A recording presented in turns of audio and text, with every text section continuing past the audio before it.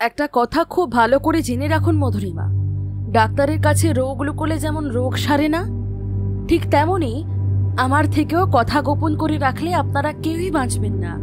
যে অপশক্তি আপনাদের পিছনে পড়েছে সে এত সহজে কিন্তু ছাড়বে না। আপনার নাগাল পেতে সে এত দূর ধাওয়া করে এসেছে, জানেন কি সেটা? আমার বাড়ি সবসময় পবিত্র সুরক্ষা বলয়ের ভিতর থাকে। ওই অশুভ শক্তি সেই বলয়কে পর্যন্ত ভেঙে ফেলছিল একটু একটু করে। কেন জানেন?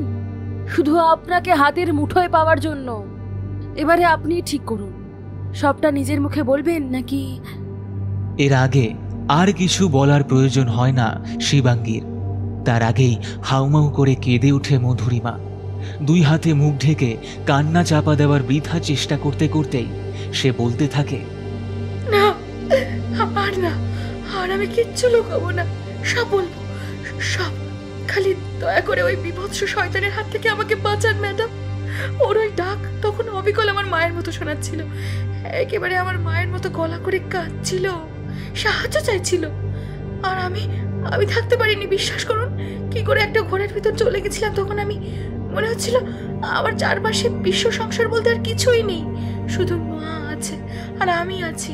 যে করে হোক মায়ের কাছে আমাকে যেতেই হবে, তাই তো ওভাবে বেরিয়ে পড়েছিলাম। আপনার কাকাবাবুর কারো নিষেধাজ্ঞায় আর আমার মনে ছিল না বিন্দুমাত্র। আর এখনো যদি আসল সত্যিটা আমাকে না বলে, তবে বিশ্বাস করুন এমন ঘটনা আপনার সঙ্গে রোজ হবে। ততদিন হবে যতদিন না ঠিক আপনার স্বামীর মতো আপনার শরীরেও কাঁকলা নিজেকে সম্পূর্ণ স্থানান্তরিত না করতে পারে। শিবাঙ্গীর কথায় চমকে ওঠে মধুরিমা। তার চোখে মুখে ফুটে ওঠা বিস্ময় ভাব স্পষ্ট বলে দেয় যে সে হাতে নাতে ধরা পড়ে গেছে শিবাঙ্গীর কাছে, আর যে কোনো উপায় নেই। অতীশের সাথে আমার মার সাথে আগে বিয়ে হলেও এই বিয়েতে আমার মত ছিল না। আমি আমার পাড়ার একটি ছেলেকে ভালোবাসতাম, তার নাম সমীর। ভীষণ ভালো মানুষ সে, কিন্তু ভালো মন দিয়ে তো আর সংসারের খরচ চলে না। সামান্য কতগুলো টিউশন আর একটা কাপড়ের দোকানে হিসেব রাখার কাজ করে সে, তাই তেমন একটা আয় নেই তার। এ কারণেই বাবা মা তার সাথে আমার বিয়ে দিতে চাননি। বেসরকারি অফিসের বিরাট মাইনের পাত্রের হাতে মেয়েকে তুলে দিতে পেরে তারা হাতে চাঁদ পেয়ে যান। এ কারণেই বিয়ের 10 দিন যেতে না যেতেই তাদের থেকে এত দূরে এই অজানা শহরে অতীশ আমাকে নিয়ে চলে এলেও তাদের তা নিয়ে বিশেষ একটা মাথা ব্যথা ছিল না। অতীশ এমনিতে ভালো হলেও নিজের প্রয়োজনের আর কাজের অতিরিক্ত কিছু বোঝে না। খাওয়া শোয়া বাদ দিয়ে আর দুদণ্ড তার আমার সাথে কথা বলার অবকাশ ছিল না কখনো। ইতিমধ্যেই সমীর ঠিক তার কাছ থেকে আমার ঠিকানা নিয়ে খুঁজতে খুঁজতে এই শহরে চলে আসে। দেখা করে আমার সাথে, বলে আমার ছাড়া থাকতে পারবে না সে। তার সাথে ঘর ছাড়ার ইচ্ছে থাকলেও উপায় ছিল না আমার, তাই ঠিক করেন যেন তেন প্রকারেণ অতীশকে মাঝখান দিয়ে সরাতে হবে, কারণ সেই তো আপনার আর সমীরের এক হবার পথে মূল কাঁটা। হ্যাঁ, শিবাঙ্গীর কথা শুনে অবাক হয় না মধুরিমা। সামান্যতম ভয়ভাব বা বিস্ময়ের লেশ মাত্র দেখা যায় না তার চোখে মুখে, বরং খুব স্বাভাবিক গলাতেই সে বলে, তাই ঠিক করি প্রাণে না মেরে এমন কোনো উপায় অতীশকে সরাতে হবে যাতে আমাদের দিকে কারোর সন্দেহ না হয়। আর তাই কোনো বড় মাপের সিদ্ধ তান্ত্রিকের কাছে যাওয়ার সিদ্ধান্ত নেয় সমীর। ঠিক হয় বীরাচার তন্ত্র মতে প্রথমে উচ্চাটন ও পরে মানন ক্রিয়ার প্রয়োগ করে অতীশকে সরিয়ে দেওয়া হবে। এই উদ্দেশ্য নিয়েই সমীর ওর বিশ্বস্ত সূত্র মারফত খোঁজ নেওয়া শুরু করে। বেশ কিছুদিন এদিক ওদিক খোঁজাখুঁজি করার পর বীরভূমের কঙ্কালীতলায় এক সাধকের খোঁজ পায়। ভোরের ট্রেন ধরে বেরিয়ে যায়, দেখাও পায় রক্ত বস্ত্র ও জটাজুটধারী সেই সাধক নাকি অর্থ নয়, বরং 1 সের আদব চাল ও 1 ছড়া পাকা কলা এবং 1.5 হাত পট্টবস্ত্রের বিনিময়ে সকলের মুশকিল আসান করে। সমীর সেসব জিনিসগুলি সাথেই নিয়ে গেছিল। সাধকের পায়ে সিদ্ধি নিবেদন করে দিয়ে আমাদের সমস্যার কথা বলতে যায়, কিন্তু তিনি নাকি তার আগেই গড়গড় করে সবকিছু নিজেই বলে যান। সমীর বুঝে যে একেবারে সঠিক জায়গাতেই সে হাজির হয়েছে। এটাও বুঝে যে এই সাধকই পারবেন আমাদের পথের কাঁটা দূর করতে। মধুরিমা এতক্ষণ যা যা বলেছে তা খুব মনোযোগ সহকারে শুনে গেছে শিবাঙ্গী, কিন্তু এবারে মধুরিমাকে থামিয়ে হঠাৎ করে সে বলে ওঠে, এখনো একটা মিথ্যে বললেন আপনি। ওই সাধকের কাছে একা সমীর নয়, আপনি নিজেও গেছিলেন। শুধু সাথে যাওয়া নয়, নিজেদের ইচ্ছেকে দ্রুত পরিণতি দিতে সাথে করে অতীশের একটা জামা পর্যন্ত আপনি নিয়ে গেছিলেন। আপনাদের সম্মতি পেতেই ওই বীরাচারী সাধক নিজের কাজ শুরু করে দেয়। রক্ত, মাংস, মদ সহ হোমযজ্ঞ করে অতীশের ওই জামাখানায় আগুনে আহুতি প্রদান করে সে, তাই তো? তারপর চিতাভস্য ও যজ্ঞের ছাই ঘি দিয়ে একসঙ্গে মিলিয়ে একটা মিশ্রণ সে তুলে দেয় আপনাদের হাতে। বলে দেয় কোনোভাবে ওই মিশ্রণটুকু অতীশকে খাইয়ে দিতে। আপনারা ভাবেন আপনাদের কাজ হয়ে গেছে, অতীশ নামক বাঁধাটা দূর করার পথ পেয়ে গেছেন ভেবে ওই ভস্য মাখা নিয়ে বাড়ি ফেরেন। অথচ এতটুকু বলেই থেমে যায় শিবাঙ্গী। ওকে থেমে যেতে দেখে মধুরিমা কাঁতরে ওঠে, তড়িঘড়ি বলে, অথচ কি ম্যাডাম, অথচ কি? অথচ সাথে করে শুধু ছাই ভস্য নয়, আরও কিছু নিয়ে আসছেন, তা আপনারা জানতেও পারেন। আর না ওই বীরাচারী সাধকও আপনাদের বলে, হয়তো হয়তো সে নিজেও জানতো না যে সে আপনাদের পিছু নিয়েছে। কিন্তু তা কি করে সম্ভব? কাকালাকে আহ্বান না জানালে সে যে আসে না। এতটুকু বলেই আবারও থেমে যায় শিবাঙ্গী। তারপর কিছুক্ষণ ভাবনা চিন্তা করে সে পুনরায় বলে ওঠে, সবে বুঝলাম, কিন্তু এত কিছুর মাঝে হঠাৎ রাতুল বাবু আপনাদের সঙ্গে ভিড়তে গেলেন কেন? তিনি তো নাকি আপনার স্বামী অতীশের খুব ভালো বন্ধু। তাহলে তিনি কেন আপনাদের সঙ্গে হাত মিলিয়ে অতীশের ক্ষতি করতে এগিয়ে এলেন? শিবাঙ্গীর প্রশ্ন শুনে যে মধুরিমার চোখ মুখ নিমিষে কালো হয়ে উঠল, তা কিন্তু শিবাঙ্গীর নজর এড়াল না। ওর অজানা আরও তথ্য যে রয়েছে তা বুঝতে পেরে ও বলে, আমি চাইলেই কিন্তু আপনার হাত স্পর্শ করে আপনার অতীতের সব স্মৃতি খোলা বইয়ের মতন দেখতে পারি মধুরিমা, কিন্তু আমি সেটা চাই না। কারণ সব মানুষেরই কিছু স্মৃতি সম্পূর্ণ ব্যক্তিগত থাকে, সেগুলো পরের সামনে না আসাটাই শোভনীয় ও মঙ্গলজনক। তাই আমি সেটা করছি না, আর করতে চাইও না। আপনি এখন যে পরিস্থিতিতে আছেন তাতে যদি পিতৃপ্রদত্ত প্রাণ বাঁচাতে চান, তবে আর লুকোচুরি না খেলে সবটা খুলে বলুন প্লিজ। মধুরিমার মাথা নত হয়ে যায়। লজ্জায় আর গ্লানিতে কর্ণমূল লাল হয়ে ওঠে নিমিষে।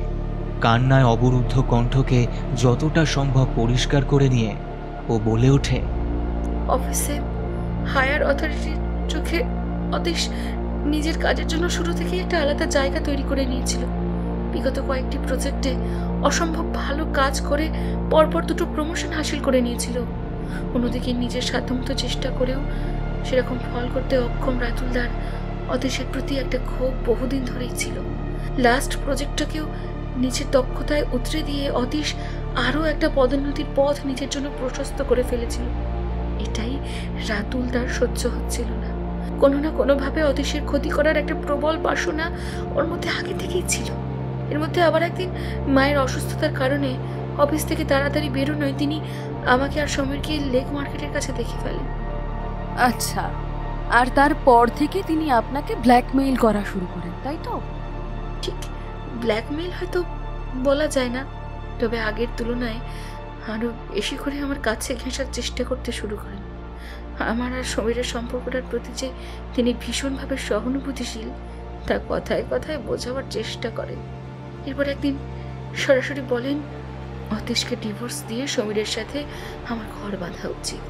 ইচ্ছেটা আমার ভিতরে থাকলেও সেটা যে ভীষণ রকম অসম্ভব তা আমি নিজেও যেমন জানতাম তেমনই সমীর নিজেও জানত। কারণ ভালোবাসা দিয়ে পেট ভরে না, তার জন্য অর্থের প্রয়োজন, আর সেই অর্থ সমীরের কাছে ছিল না। তাই ঠিক করি অতীশকে পথের থেকে সরাবার আগে ওর যাবতীয় সম্পত্তি নিজের নামে লিখিয়ে নেব।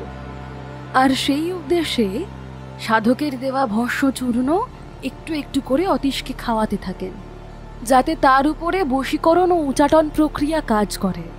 আপনার উদ্দেশ্য সফলও হয়।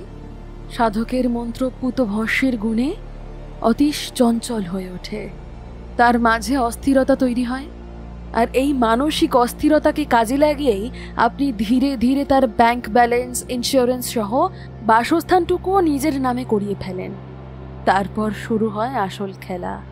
কি তাই তো? মধুরিমা মাথা নেড়ে সম্মতি জানাতেই শিবাঙ্গী মৃদু শব্দে হেসে বলে, এটা আপনার ধারণা মধুরিমা, আসল সত্যিটা আলাদাই কিছু, আর সেটার সঙ্গে আপনি তিল মাত্র পরিচিত নন, কিন্তু সেটা আমি হয়তো জানি। শিবাঙ্গীর এই কথা শুনে মধুরিমার ভ্রু কুঁচকে যায়, চোখের ভাষায় ফুটে ওঠে সন্দেহের রেশ। প্রায় বুঝে আসা গলায় সে জিজ্ঞেস করে, কোন সত্যি ম্যাডাম? কিসের কথা বলছেন আপনি? মধুরিমা, লোভ বড় ভয়ানক। ষড়রিপুর মধ্যে এই তৃতীয় রিপুর তাড়নায় মানুষ এমন অনেক কিছুই করে ফেলে যা না তার স্বজনদের জন্য মঙ্গলজনক আর না তার নিজের জন্য। আপনি অতীশকে চিতাভস্য বলে যা দীর্ঘদিন ধরে খাইয়েছিলেন তা আসলে খুব কড়া ডোজের কোকেইন, আর সেই বস্তুটি সম্ভবত সমীর নিজেই ওই তন্ত্র সাধকের হাতে তুলে দিয়ে আপনাকে দিতে বলেছিল। কোকেইন নিজের মাহাত্ম্য দেখাতে শুরু করে দিয়েছিল প্রথম দিন থেকেই। অতীশ পানাসক্ত হলেও মাত্রাতিরিক্ত মদ খেত না কোনোদিন, কিন্তু কোকেইন ঠান্ডা শরবতের সঙ্গে তার শরীরে প্রবেশ করে রক্তে মেলার সাথে সাথেই তার ভিতরে সবসময় একটা তীব্র তৃষ্ণা তৈরি করতে শুরু করে দেয়, যার জোরে সে মদের নেশায় ডুবে থাকতে শুরু করে। ধীরে ধীরে আপনি ওই মাদকের মাত্রা তাকে আরো বাড়িয়ে দিতে শুরু করলে অতীশের হ্যালিউসিনেশন শুরু হয়। সে এমন অনেক কিছু দেখতে আরম্ভ করে যা বাস্তব জগতে নেই। অবাস্তব অলৌকিক বস্তু জীব দিয়ে শুরু করে আদি ভৌতিক গায়ে কাঁটা দেওয়া দৃশ্য পর্যন্ত সে দেখতে পায়। এমনকি সে অনুভব পর্যন্ত করতে শুরু করে। তার নেশা, তার চাহিদা, পছন্দ সবকিছুই কোকিনের প্রকোপে বদলে যেতে শুরু করে। সামনে দাঁড়ানো মানুষের অবয়বকে ভয়াবহ পিশাচের মতো দেখতে শুরু করেছিল বলেই অফিসে অমন একটা ঘটনা ঘটিয়ে ফেলেছিল। আপনার হাউসমেড রিনাকে আক্রমণ করেছিল। এত অবধি যা হয়েছে শুধু যদি অতটুকুই আদপে ঘটতো তাহলে ঠিক ছিল। এমনকি আপনিও ভাবছিলেন যে যা ঘটছে তা আপনার পরিকল্পনা মাফিকই ঘটছে, কিন্তু এরপর থেকেই কাহিনীতে যার অনুপ্রবেশ ঘটে তার কথা না আপনি নিজে জানতেন, না সমীর বা রাতুল বাবু। তবে কি জানেন মধুরিমা, অতীশ কিন্তু এখন নিরাপদেই আছে। তার আর তেমন কোনো বিপত্তি হবার আশঙ্কা নেই।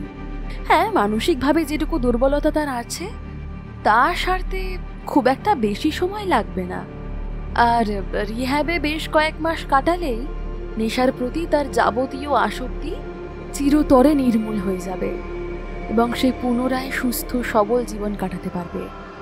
কিন্তু আপনি মধুরিমা, আপনি কি করবেন? আপনার তো সমূহ বিপদ। শিবাঙ্গীর কথাগুলো শুনতে শুনতে বিস্ময়ে হাঁ হয়ে গিয়েছিল মধুরিমার মুখ।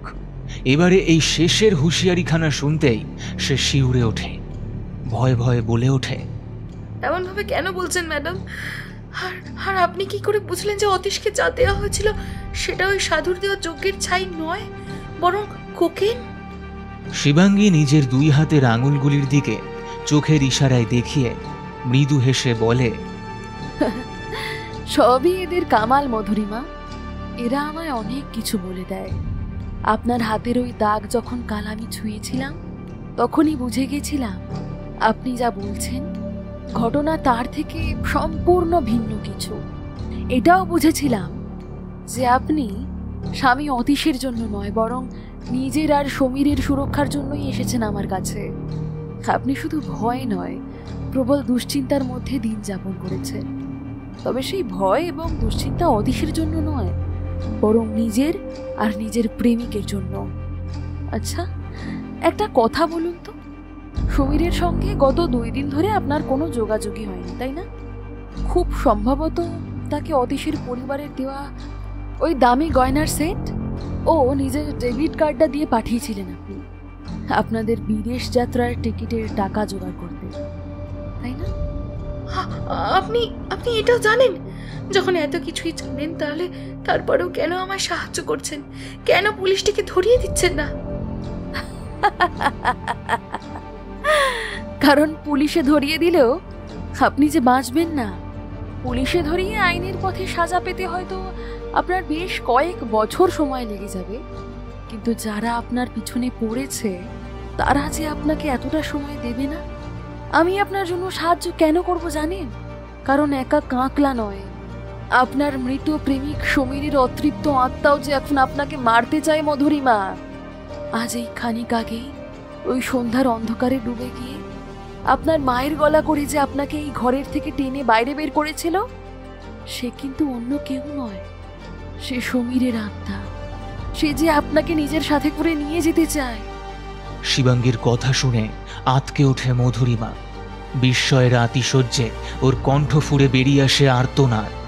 বিদ্যুৎ স্পৃষ্টের মতো থরথরিয়ে কাঁপতে কাঁপতে মধুরিমা বলে ওঠে, কি পাগলের প্রলাপ বলে চলেছেন আপনি? সমীর মরতে যাবে কেন?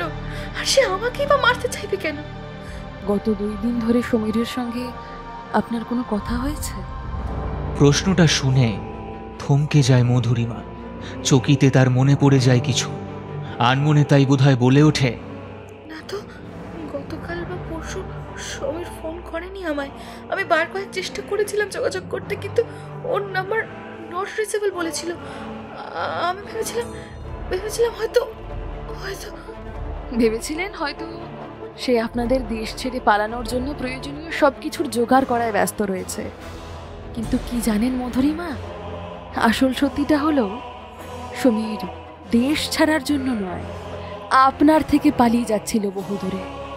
কেন জানেন? কারণ আপনার বিয়ের পর সে আরও একজনের সঙ্গে সম্পর্কে জড়িয়েছিল।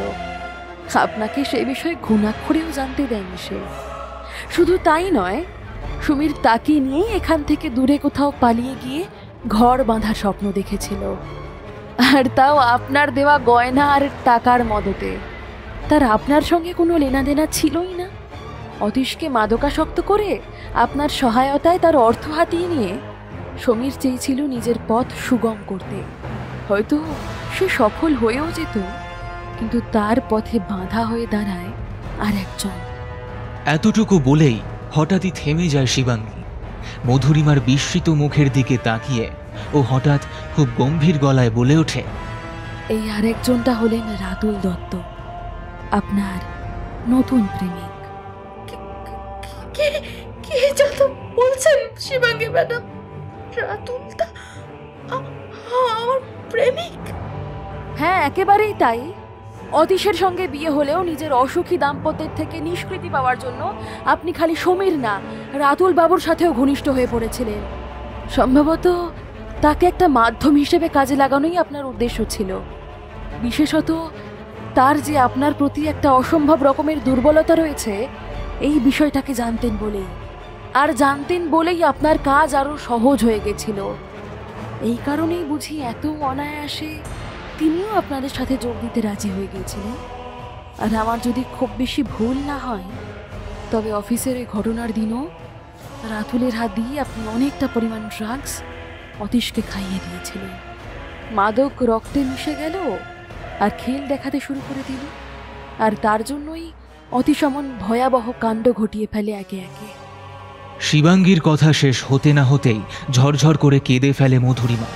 হয়তো পালাবার আর কোনো পথ নেই বুঝেই আত্মপক্ষ সমর্পণের মতো করে বলে ওঠে, হ্যাঁ, আমি মানছি যে রাতুলদাকে আমি নিজের কার্যতার জন্য ব্যবহার করেছি। তার যে আমার প্রতি একটা টান আছে তা আমি জানতাম, আর সেটাকে কাজে লাগিয়ে ওকে নিজের প্রতি আরো দুর্বল করে তুলতে চেয়েছিলাম। ওকে ছাড়া যে আর কোনোভাবেই অতীশকে নিজের জীবন থেকে তাড়ানো যাবে না, তা আমি জানতাম নিজের জীবন থেকে। তাই ওকেও একটু একটু করে নিজের দলে ভিড়িয়ে নিয়েছিলাম। তবে ওর সাথে আমার কোনো প্রেম ভালোবাসা ছিল না, বরং আমি যে সমীরকে ভালোবাসি আর ওর সাথে ঘর করতে এবং ভবিষ্যৎ কাটাতে আগ্রহী তা বলে দিয়েছিলাম ওকে। এটাও বলেছিলাম যে পরিবারের চাপে বিয়ে করতে বাধ্য হলেও আমি এই বিয়েতে আটকে থাকতে চাই না। আমার পরিবার আমার ইচ্ছেতে সম্মতি দেবে না বলেই আমি এই পথ বেছে নিয়েছি। মোট কথা, আমি রাতুলদাকে স্পষ্ট জানাই যে সমীরের জন্যেই আমি অতীশকে সরিয়ে দিতে চাইছি আমার জীবন থেকে। আমার কথা শুনে রাতুলদা বলে, আমার সাথে যা হয়েছে তা অন্যায়, ইচ্ছের বিরুদ্ধে বিয়ে অন্যায়। তার থেকেও বড় অন্যায় হলো যাকে মন থেকে ভালোবাসি না তার সাথে জবরদস্তি সারা জীবন ভর আটকে থাকা। সেই সাথে এটাও বলে যে তিনি আমার সাথে আছেন এবং তার দ্বারা যা যা সাহায্য করা সম্ভব সেই সবটাই তিনি করবেন। সেই মতো সেদিন কঙ্কালীতলায় ওই তান্ত্রিকের কাছে আমি আর সমীর গিয়েছিলাম। সেদিন রাতুলদাও আমাদের সঙ্গী হয়েছিলেন। আর এক মিনিট, রাতুল বাবু আপনাদের সঙ্গে ওই তান্ত্রিকের কাছে গিয়েছিলেন? মধুরিমা মাথা নেড়ে সম্মতি জানাতে শিবাঙ্গী ধরফর করে নিজের সিট ছেড়ে উঠে পড়ে। তাকে ওভাবে ব্যস্ত হয়ে পড়তে দেখেই মধুরিমাও ভয় পেয়ে যায়। জড়ানো গলায় ও জিজ্ঞেস করে, কি কি হলো ম্যাডাম? এমন তাড়াহুড়ো করছেন কেন? কি হয়েছে? শিবাঙ্গী নিজের মালাখানা হাতে জড়িয়ে নিয়েছিল ইতিমধ্যে। এবারে নিজের ব্যাগখানাকেও কাঁধে ঝুলিয়ে নিয়ে গলায় কালো স্কার্ফখানা পেঁচিয়ে নিতে নিতে বলে ওঠে, এতক্ষণ ভাবছিলাম ঠিক কোন আকর্ষণের জোরে কাকলা নরকের আধার তল ছিঁড়ে উঠে এসেছিল। এখন সবটা পরিষ্কার হলো। ষড়রিপুর তাড়নায় তাড়িত হয়ে সকলে মিলে যে নিখুঁত পাক বানিয়ে রেখেছেন আপনারা, তার আকর্ষণেই ওই পিশাচ এই জগতের মায়ায় বাঁধা পড়েছে। সে যে শুধু স্বীকার করবে না, তার সাথে আপনাদের মতো পাপীদের আত্মাকে আদি অন্ত কাল ধরে ভক্ষণ করবে, সে বিষয়ে আমি নিশ্চিত। পারলে ঈশ্বরকে ডাকুন মধুরিমা, আর যাই হয়ে যাক এই বাড়ির বাইরে বেরোবেন না। আজ রাতটা আপনার আর রাতুল বাবুর জন্য খুব বিপজ্জনক হতে চলেছে, বিশ্বাস করুন। আপনি এখানে তাও খানিকটা নিরাপদে আছেন, কিন্তু রাতুল বাবু, না, আমাকে এক্ষুনি বেরোতে হবে, এক্ষুনি। ভয়ে মধুরিমার নিঃশ্বাস বন্ধ হবার জোগাড় হয়েছিল শিবাঙ্গীর কথাগুলো শুনে। কিন্তু এবারে যখন শিবাঙ্গী বলে যে সে রাতুলের বাড়িতে যাবে, তখন যেন মধুরিমার আত্মা খাঁচা ছাড়ার উপক্রম করে বসে। ও শিবাঙ্গীর হাত চেপে ধরতে চায়, কিন্তু শিবাঙ্গীকে স্পর্শ করা মাত্রই বলে আতকে উঠে হাতটা সরিয়ে নেয় সে। ভয়ে বিস্ময় হতভম্ব হয়ে চেয়ে থাকে ও শিবাঙ্গীর দিকে। কোনো সুস্থ সবল মানুষের দেহ যে এমন ফুটন্ত লাভার মতন গরম হতে পারে তা জানা ছিল না মধুরিমার। শিবাঙ্গী কিন্তু আর কোনো কথা বলে না, এমনকি কোনো প্রতিক্রিয়াও দেয় না। নীরবে ঘর ছেড়ে বেরিয়ে যায়।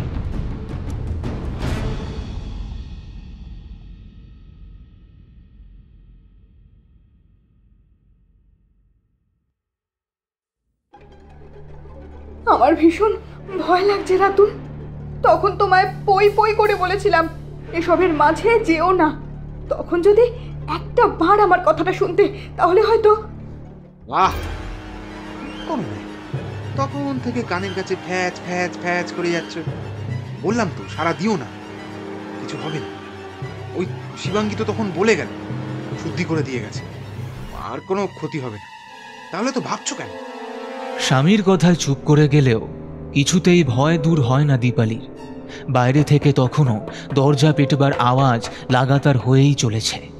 সে সাথে থেকে থেকেই রাতুল বাবুর মায়ের কণ্ঠস্বরের অবিকল নকল করে কেউ বলে চলেছে, বাবু বাবু দরজা খোল, দেখ আমি এসেছি, দেখ না রে বাবু রে, আমার যে বড্ড শীত লাগছে, দরজাটা খোল না বাবা। বৌমা, ও বৌমা, ও বৌমা, দরজাটা খোলো না মা। দীপালি, ও বাবু। রাত প্রায় একটার একটু বেশি হবে এখন। গোটা পাড়া নিঃশব্দ। মনে হয় যেন গাছ থেকে একটা পাতা পড়লেও তার আওয়াজ কানে এসে পৌঁছবে। অদ্ভুত এক শান্তি বিরাজ করছে আজ এখানে। আশেপাশের বাড়িগুলোতে লোক আছে কিনা তার কিন্তু বোঝার কোনো উপায় নেই। এমনিতেই এত রাত হয়েছে, তার উপরে কেন জানি বড় বেশি নীরব হয়ে আছে সব। অন্যান্য দিন তবু খুঁজলে একটা দুটো বাড়িতে আলোর রেখা দেখতে পাওয়া যেত। হয়তো কোনো শিক্ষার্থী পরীক্ষার পড়া পড়তো, অথবা হয়তো কোনো অফিস কর্মী রাত জেগে পরের দিনের কাজ গুছিয়ে নিত। কিন্তু আজ সেসবের কিছুই চোখে পড়ে না। সবাই যেন নিঃশব্দে কিছু ভয়াবহ ঘটার প্রতীক্ষায় প্রহর গুনছে। খানিক আগে হঠাৎ দপদপ করে বার কয়েক কেঁপে উঠেছে রাতুলের বাড়ির সবকটি বৈদ্যুতিক আলো। তারপর সব আলো বন্ধ হয়ে গেল একসাথে। বাড়িতে এখন খালি দীপালি আর রাতুল রয়েছে। এছাড়া পুরো বাড়ি ফাঁকা। দীপকও বাড়ি ফিরে গেছে। সকাল থেকে একের পর এক যা যা ঘটেছে তা দেখে দীপালির ভাই দীপক তাকে নিজের সাথে নিয়ে যেতে চেয়েছিল। সে বুঝে গিয়েছিল এখানে এই বাড়িতে রাত কাটানো নিরাপদ নয় কারোর জন্যে। তাই দিদিকে বারবার বলেছে নিজের সাথে যাওয়ার জন্য, কিন্তু দীপালি যায়নি। স্বামীকে অশৌচের মাঝে ফেলে রেখে বাপের ঘরে গিয়ে নিশ্চিন্তে থাকতে পারবে না বলে সাফ জানিয়ে দিয়েছে সে। বিশেষ করে মাকে দাহ করে আসবার পর থেকেই রাতুলের চোখে মুখে লেগে থাকা ভয়ের ছাপকে স্পষ্ট দেখেছে দীপালি। স্বামীকে আড়ালে নিয়ে বার কয়েক জিজ্ঞাসা করেও উত্তর না পাওয়ায় শেষে দীপকের কাছে জানতে চেয়েছে। এতে দীপক যা বলেছে তাতে দীপালির গায়ে কাঁটা দিয়ে উঠেছে নিমিষে। শ্মশানে কাঠের চিতা থাকলেও ইলেকট্রিক চুল্লিতেই মাকে দাহ করার সিদ্ধান্ত নিয়ে অন্তিম সংস্কার করছিল রাতুল। সবকিছু ঠিকঠাক মতন হলেও সবশেষে মুখাগ্নির জন্য পাটকাঠি ধরাতে গেলে কোনো মতেই সেটি ধরতে চায় না। অবশেষে গতিক ভালো নয় বুঝে সেখানকার ব্রাহ্মণ বলেন ওইভাবেই সব চুল্লিতে দিতে। রাতুল নিজেও তাতেই মত দেয়, কিন্তু সেখানেও গোল বাঁধে। বৈদ্যুতিক চুল্লির যে ট্রলিতে সব দেহ শোয়ানো হয় তার চাকা হঠাৎ জ্যাম হয়ে যায়। হাজার চেষ্টা করেও ট্রলিটিকে চুল্লির মুখ পর্যন্ত ঠেলে নিয়ে যাওয়া যায় না। ব্রাহ্মণ ভদ্রলোক এত বাধা বিপত্তি দেখে কিছু একটা আঁচ করে নিয়ে পিঠ টান দেন। শুধু যাওয়ার আগে বলে যান, শোনো বাছারা, চুল্লিতে না হলেও কাঠের চিতায় দিয়ে হলেও এই দেহ দাহ করো।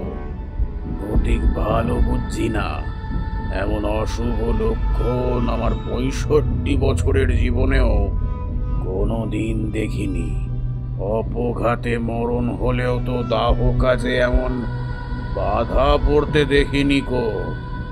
অবশেষে আর উপায় নেই বুঝে রাতুল কাঠের চিতার ব্যবস্থা করে। কিন্তু চিতা সাজাতে না সাজাতেই গঙ্গার উপরে কালো দৈত্য আকারের মেঘ ঘিরে আসে। ঝড় ওঠে আর সেই সাথে শুরু হয় তুমুল বৃষ্টি। মনে হয় যেন এক অজ্ঞাত অপশক্তি চাইছে না এই দেহ দাহ হোক। ব্যাপারটা শুধু দীপক আর রাতুল নয়, একে একে ওদের সাথে যাওয়া বাকি 4 জনও বুঝতে পেরে একে একে নানা ছুতো দেখিয়ে বিদায় নেয়। বাকি পড়ে থাকে শুধু রাতুল আর তার শ্যালক দীপক। ভয় আর দুশ্চিন্তা তাদের কপালে চিন্তার রেখা জমা করলেও শবদেহ বেবারিশ করে ফেলে রেখে চলে আসার মতো সাহসটুকুও তাদের ছিল না। বিশেষ করে শিবাঙ্গীর বলা কথাগুলো মনে করেই যেন দাঁতে দাঁত চেপে হলেও বৃষ্টি থামার প্রতীক্ষা করে চলেছিল ওরা দুজন। শেষ পর্যন্ত দীর্ঘ 1 ঘন্টার অপেক্ষার পর বৃষ্টি থামতেই চিতা সাজানো হয়।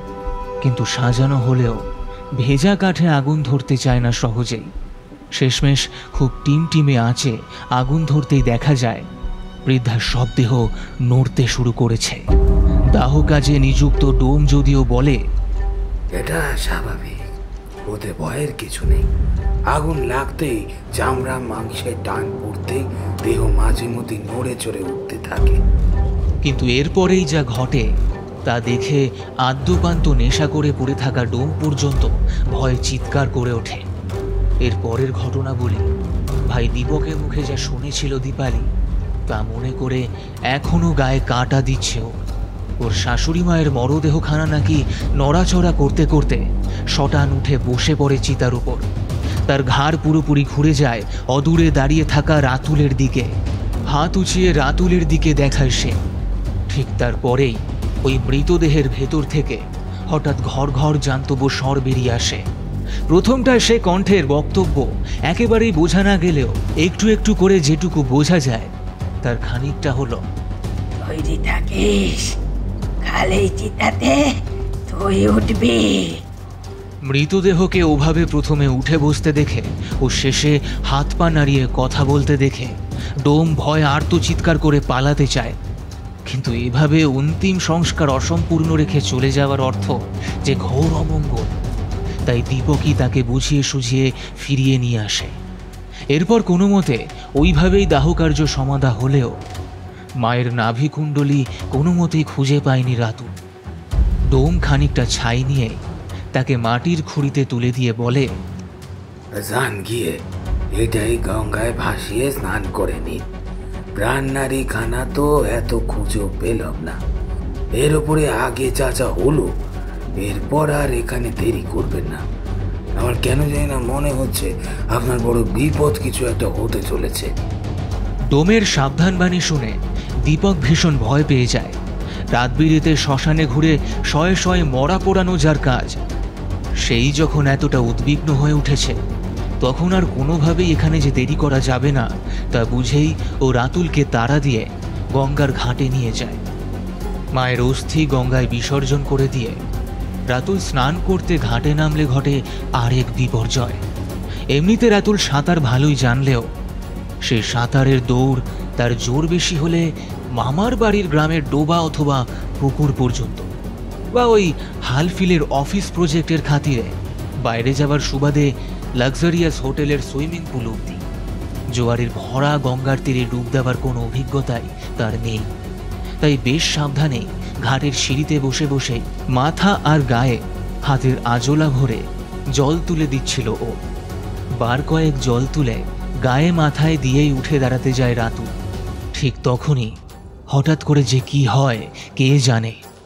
দুই সিঁড়ি উপরে দাঁড়ানো দীপক দেখে ওর রাতুলদাকে কেউ যেন পা ধরে টেনে নিয়ে চলেছে নদী বক্ষের দিকে।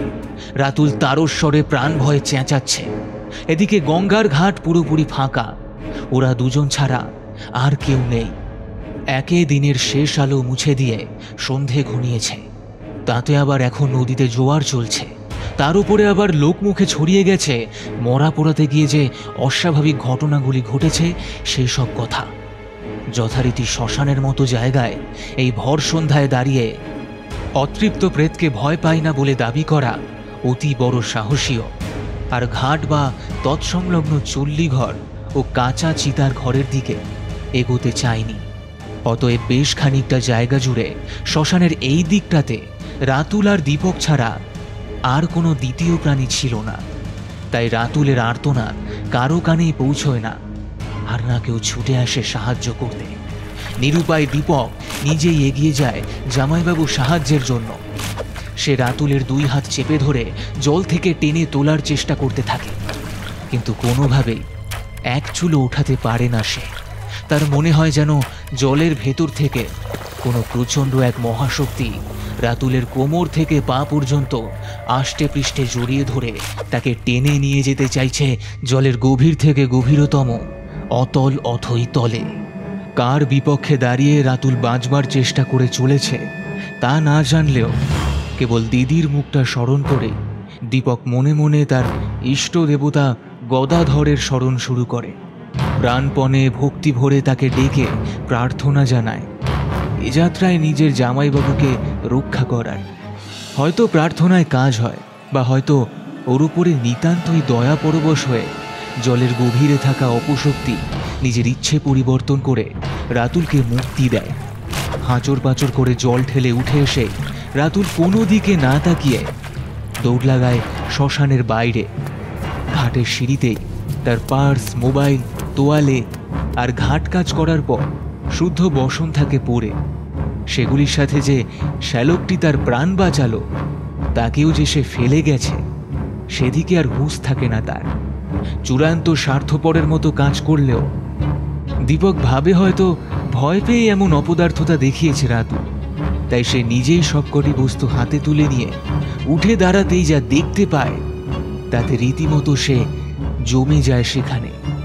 দীপক দেখে একটা বীভৎস মুখ জলের ওপরে ভেসে উঠেছে। তার দুটি কোটরাগত জ্বলন্ত চোখে যেন গোটা জগতের ঘৃণা পুঞ্জীভূত হয়ে রয়েছে, আর সেই দুই জ্বলন্ত চোখে সে নিরন্তর তাকিয়ে রয়েছে পলায়নরত রাতুলের দিকে, যেন বাগে পেলেই তাকে ছিঁড়ে টুকরো টুকরো করে ফেলবে সে। বলা বাহুল্য, এই যেই হোক কোনো শুভ শক্তি যে নয় তা বেশ ভালোই বুঝে দীপক। সে সাথে এটাও বোঝে যে তার লক্ষ্য ও নয়, রাতুল, কারণ তার দিকেই পলকবিহীন নেত্রে তাকিয়ে রয়েছে সে। কিন্তু এই অপশক্তির আকর্ষণ এতটাই প্রগাঢ় ছিল যে তার দিক থেকে নজর ঘোরাতে পারেনি দীপক। উদ্ভ্রান্তের মতো তার দিকেই তাকিয়েছিল সে। হঠাৎ পেছন থেকে মৃদু ঠেলা খেতেই তার ঘোর ভাঙে এবং ফিরে দেখে তাদের সেই ডোম ভয় জড়ানো কৌতূহলী দৃষ্টি নিয়ে তার পেছনে দাঁড়িয়ে রয়েছে। দীপক ঘুরে তাকাতেই সে বলে, শ্মশান ঘাটে এই সন্ধ্যা রাতে অমন একা একা দাঁড়িয়ে থাকবেন না বাবু। জলে ডাক দেয়, একবার সে ডাকে সাড়া দিলেই কিন্তু মরণ নিশ্চিত। রাত বাড়ছে, যান এবারে বাড়ি যান। এরপর আর দীপকের ওখানে থাকার সাহস হয়নি। তাছাড়া ঘাট কাজ নমনম করে হলেও প্রায় হয়েই গিয়েছিল। আর তাছাড়া যার জন্য আসা, সেই রাতুলদা তো আগেই পালিয়েছে, তাই সেও আর ওখানে দাঁড়ায় না, জিনিসপত্র গুছিয়ে নিয়ে চলে আসে। কিন্তু ফেরার সময় তার মনে হয় সে একা নয়, আবছায়া আধারে গা ঢেকে আরও কেউ আসছে তার সাথে। মনে মনে ঘরের সিংহাসনে 3 বেলা নিত্য পুজো পাওয়া গদাধরের নাম জপতে জপতে ফিরে আসে দীপক। আর ফিরেই দিদিকে নিজের সাথে বাড়ি নিয়ে যেতে চায়। কিন্তু দীপালি এই অশৌচ অবস্থায় বাপের ঘরে যেতে রাজি না হলে দীপক সরাসরি সব ঘটনা বলে দেয় তাকে, এবং যাওয়ার আগে শেষবারের জন্য বলে, আজকে রাতটা একটু সাবধানে থাকিস দিদি, বেশ? ঠাকুরের নাম নিস, ঘরের বাইরে যাস না একদম, হ্যাঁ? আর রাতুলদাকে নজরে নজরে রাখিস। আমার মন বলছে, জানিস, আমার মন বলছে আজ ওর বড় বিপদ হতে পারে। বলা বাহুল্য, ভাইয়ের মুখে এ জাতীয় কথা শোনার পর থেকে থেকেই গায়ে কাঁটা দিয়ে উঠছে দীপালির। আলো আধারিতে ঘরের দেওয়ালে নিজের ছায়াটুকুনি দেখেও আতকে উঠছে ও। যদিও রাতুল বাড়ি ফেরার আগেই সারা বাড়িতে আলো জেলে রেখেছিল ও, এমনকি লোকাল ইলেকট্রিক্যাল দোকানে খবর দিয়ে বাড়ির বাইরে গেটের মুখটায় একটা বড় আলো লাগাবার ব্যবস্থাও করে ফেলেছিল। কিন্তু কি জানি কি করে বা কি কারণে হঠাৎ সবকটি আলোই একসাথে নিভে গেল। এদিকে মেন সুইচ পরীক্ষা করে দেখেছে রাতুল, সেখানে কোনো সমস্যা নেই। তাহলে কি হলো? তবে কি দীপক যা বলে গেছে সেটাই সত্যি হতে চলেছে? মনের ভেতর এই আশঙ্কা নিয়ে দীপালি এগিয়ে যায় কিচেনের দিকে। সেখানেই মোম আর দেশলাই রাখা রয়েছে। এই গুমোট আধারে এভাবে যে আর থাকা চলে না কোনো মতে। কিচেনে ড্রয়ার খুলে দেশলাই আর মোম বের করে জ্বালাতেই নরম আলোর শিখায় আধার পুরোপুরি না মুছলেও একটা আলো আধারিময় ছায়া পরিবেশ তৈরি হয় গোটা ঘর জুড়ে। আলো হাতে নিয়ে ঘরের দিকে পা বাড়াতে যায় দীপালি। ঠিক তখনই তার চোখ চলে যায় কিচেনের খোলা জানলার দিকে। ঘন আধারে গা ঢাকা দিয়ে এক ছায়ামূর্তিকে দেখতে পায় সে। খানিকটা ভয় আর খানিকটা কৌতূহল নিয়ে হাতে ধরা মোমটাকে উঁচিয়ে ধরে দীপালি, আর সাথে সাথে নিজের ভাই দীপককে ক্ষতবিক্ষত ও রক্তাক্ত অবস্থায় ওখানে দাঁড়ানো দেখে আতকে ওঠেও। দীপালি আতঙ্কিত স্বরে তাকে কিছু জিজ্ঞেস করতে যায়, কিন্তু তার আগেই দীপক নিজেই বলে ওঠে, ও আমাকে ছাড়বে না দিদি, আমাকে ও মেরে ফেলবে, আমাকে বাঁচা দিদি, আমাকে বাঁচা। ভাইয়ের আর্তচিৎকারে দীপালি আর স্থির থাকতে পারে না। শিবাঙ্গীর নিষেধ বা ভাইয়ের সাবধানবাণী ভুলে যায় সে। হাতে ধরা মোমটা মেঝেতে ফেলে দিয়েই দৌড়ে চলে যায় বাড়ির বাইরে। ভাইয়ের দুশ্চিন্তায় সে খেয়ালও করে না যে ওই মোম সরাসরি গিয়ে পড়েছে তার পায়ের কাছে রাখা আতপ চাল ও ফলমূলে ঠাসা কাপড়ের তৈরি ক্যারি ব্যাগের উপরে। রাতুল সে সময় ভেতরের ঘরে ফোনে ব্যস্ত। শিবাঙ্গী ম্যাডামকে সবকিছু জানাতে হবে তাকে। শ্মশানের ঘটনা বা এখন যা যা একে একে ঘটছে ওদের বাড়িতে, সে সব কথাই বলতে হবে তাকে। তাই দোনোমুনো করে হলেও শিবাঙ্গীকে ফোন লাগাবার চেষ্টা করে চলেছে সে। কিন্তু যে কোনো কারণে হোক কিছুতেই কল লাগছে না তার। তাই স্ত্রী যে তার দরজা খুলে পাগলের মতো ভাইকে বাঁচাতে বাইরে চলে গেছে সে খবর সে জানে না। তবে তাল কাটতেও সময় লাগে না বেশিক্ষণ। যখন নাকে একটা পোড়া গন্ধ এসে পৌঁছয় তখন হুঁশ ফেরে রাতুলের। কি পুড়ছে বা ওই গন্ধ আসছে কোথা থেকে তা দেখতে গিয়ে নজর যায় কিচেনের দিকে। দেখে সেখানে দাউ দাউ করে আগুন জ্বলছে। যে জ্বলন্ত মোম দীপালি ফেলে রেখে ছুটে গিয়েছিল তার থেকেই প্রথমে ওই থলে ও তার থেকে ঠিক তার পাশে রাখা প্লাস্টিকের কন্টেনারগুলোতে আগুন ধরে গেছে। সামান্য মোমের শিখা এখন রীতিমতো লেলিহান চিতার আগুনে পরিণত হয়ে গেছে। আগুন কিভাবে লাগলো, কে লাগালো, তখন এসব ভাববার সময় রাতুলের ছিল না। তাই সে টেবিলের ওপর রাখা জলের জাগটা উপর করে জল ঢেলে দিয়ে ওই আগুন নেভানোর চেষ্টা করে, কিন্তু তাতে আগুন নেভে না। বরং আরও দাউ দাউ করে জ্বলে ওঠে। মনে হয় যেন জল নয়, পেট্রোল পড়েছে তাতে। এবারে ভয় হয় রাতুলের। স্ত্রীকে আশেপাশে দেখতে না পেয়ে চেঁচিয়ে ওঠে সে, দীপালি, দীপালি, কোথায় গেলে তুমি? আগুন লেগেছে দেখোনি? তার সাথে সিঙ্ক লাগোয়া বেসিনের কল খুলে জগ ভরে জল ঢালতে থাকে আগুনের উপরে। তাতে খানিকটা কাজ হয়। এবার আগুনের শিখা ধীরে ধীরে থিতিয়ে পড়তে শুরু করে, আর একসময় গুমোট ধোয়ার কুণ্ডলি আর বিকট পোড়া গন্ধের রেশ রেখে নিভে যায়। ঘরের দরজা জানলা সব বন্ধ, তাই অত ধোঁয়ার ভেতর শ্বাস নিতে কষ্ট হতে থাকে রাতুলের। কাঁচতে কাঁচতেও বাইরে বেরিয়ে আসে কিচেন থেকে, আর তারপরে চোখ চলে যায় অদূরে হাট করে খোলা দরজার বাইরে। দেখে এক মাথা খোলা চুল আর পরনে সাদা শাড়ির আঁচল সম্পূর্ণ মাটিতে লুটিয়ে নিয়ে দীপালি দরজার বাইরে দাঁড়িয়ে আছে। স্ত্রীকে ওভাবে দাঁড়িয়ে থাকতে দেখে রেগে যায় রাতুল। কড়া গলায় বিতৃষ্ণা নিয়ে বলে, কি হলো?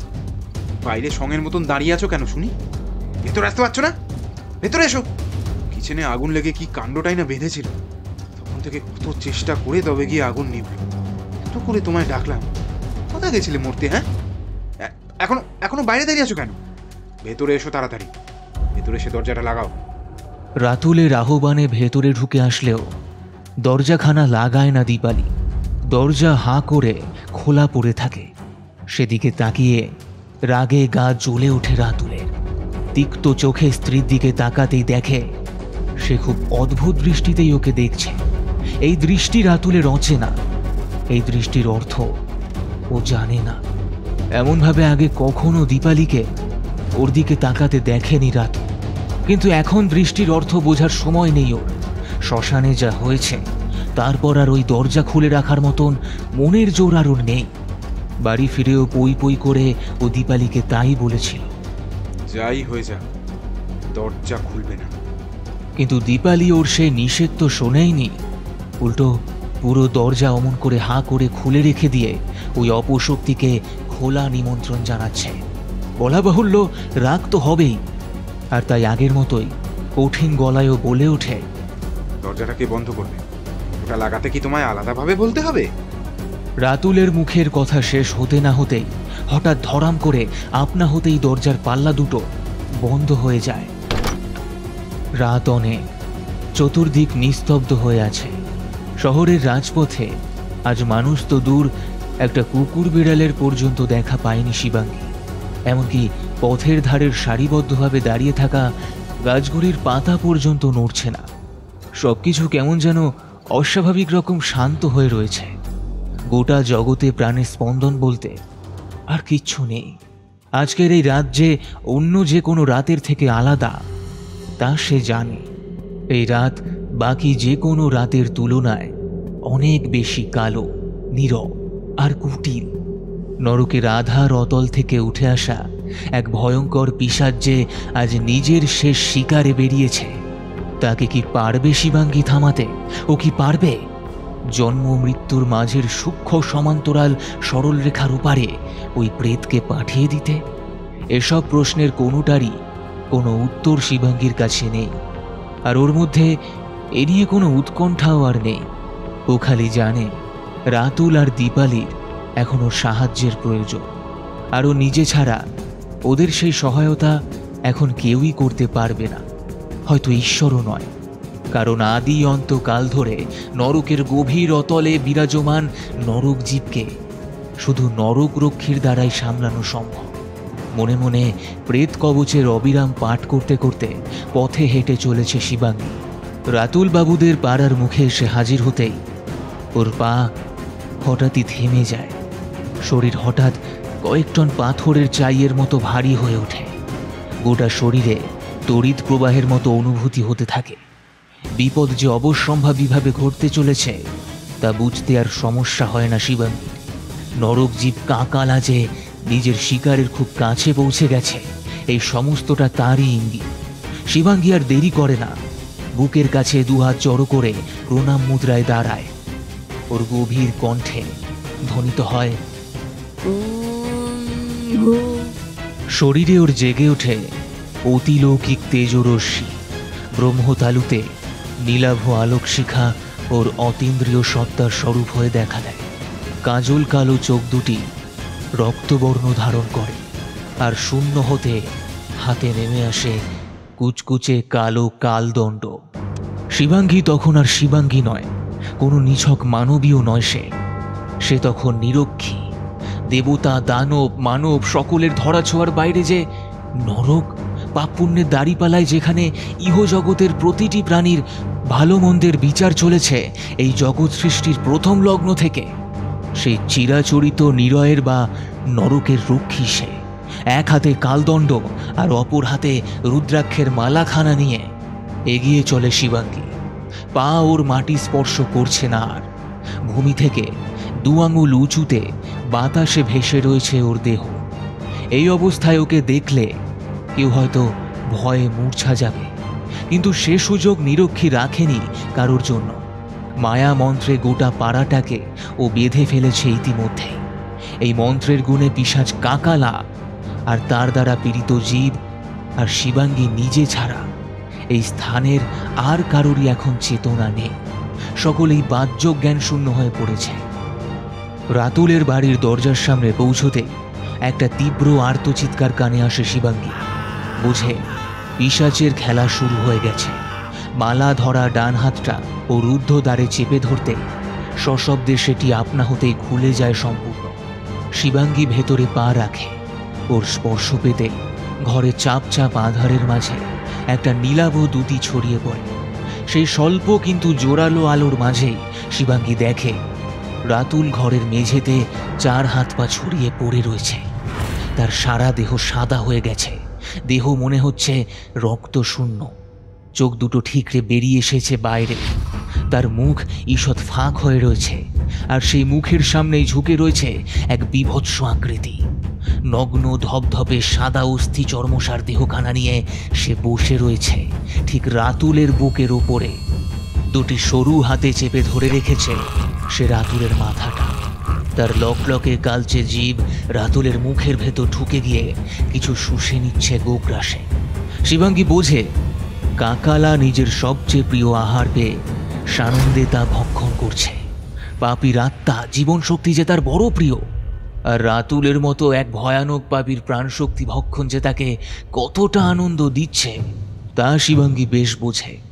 কিন্তু এ যে আর হতে দেওয়া যাবে না। রাতুলের মৃত্যুর সময় হয়নি এখনো। অসময়ের এই মৃত্যু যে তাকেও অনন্ত নরকের অতলে এক পিশাচে পরিণত করে পাঠাবে, এ যে শিবাঙ্গী হতে দিতে পারে না। হাতে ধরা কালদণ্ডখানা 2 হাতে উঁচিয়ে ধরে ঘরের মেঝেতে সজোরে আছাড় মারেও। সাথে সাথে তীব্র এক কম্পন খেলে যায় ঘরের মেঝে জুড়ে।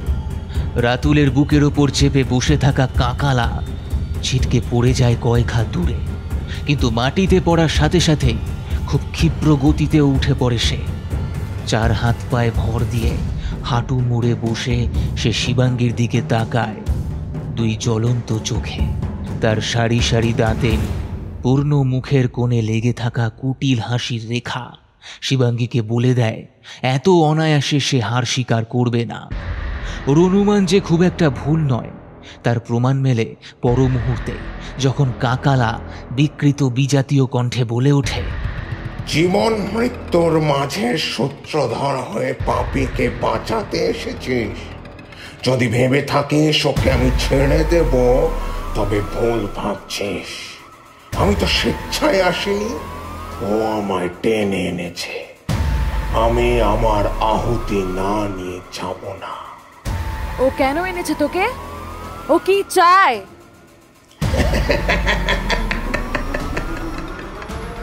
তার ক্ষীণ শীর্ণ দেহ কেঁপে উঠতে থাকে। এরপর হঠাৎ সে বাতাসে মিলিয়ে যায়।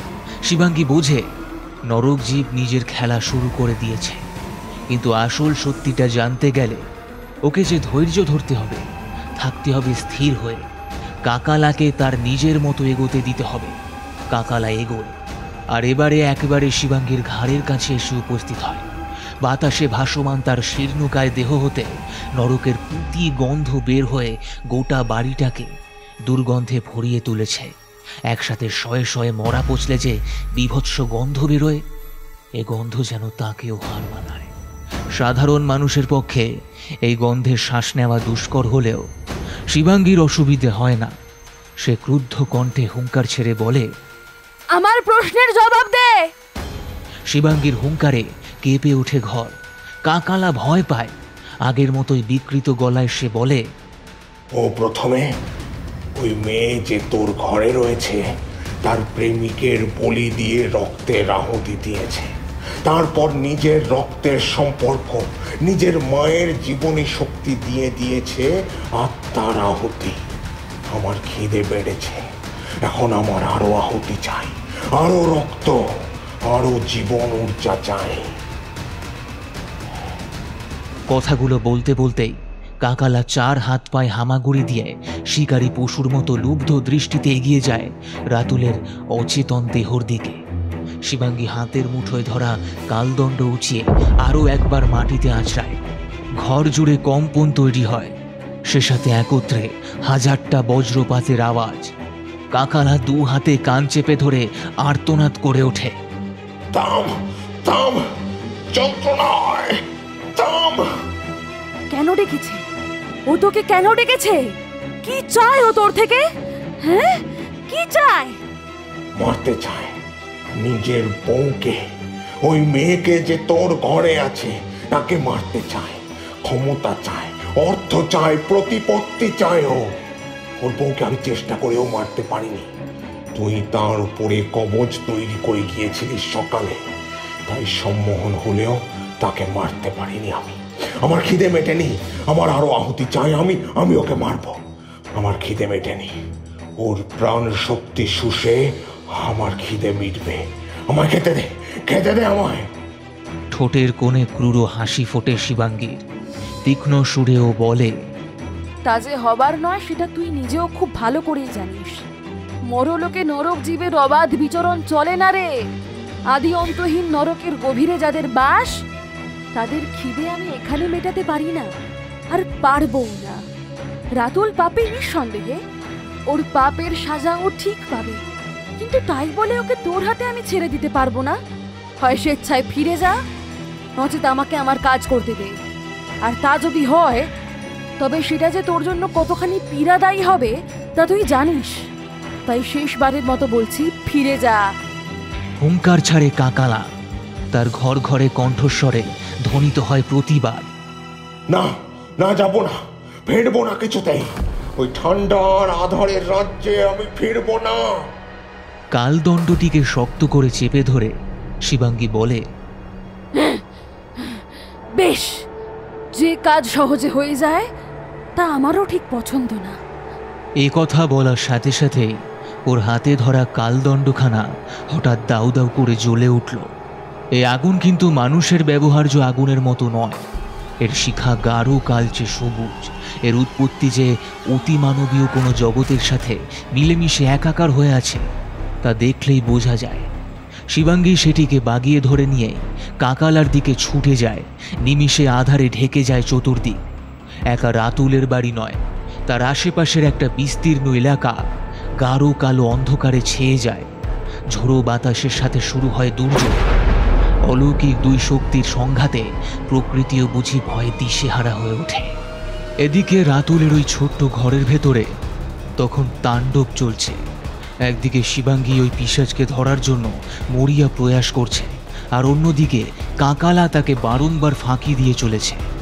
যতবার শিবাঙ্গী তাকে নাগালের মধ্যে নিয়ে আসে ততবার কাকালা নিজেকে অদৃশ্য করে নেয়।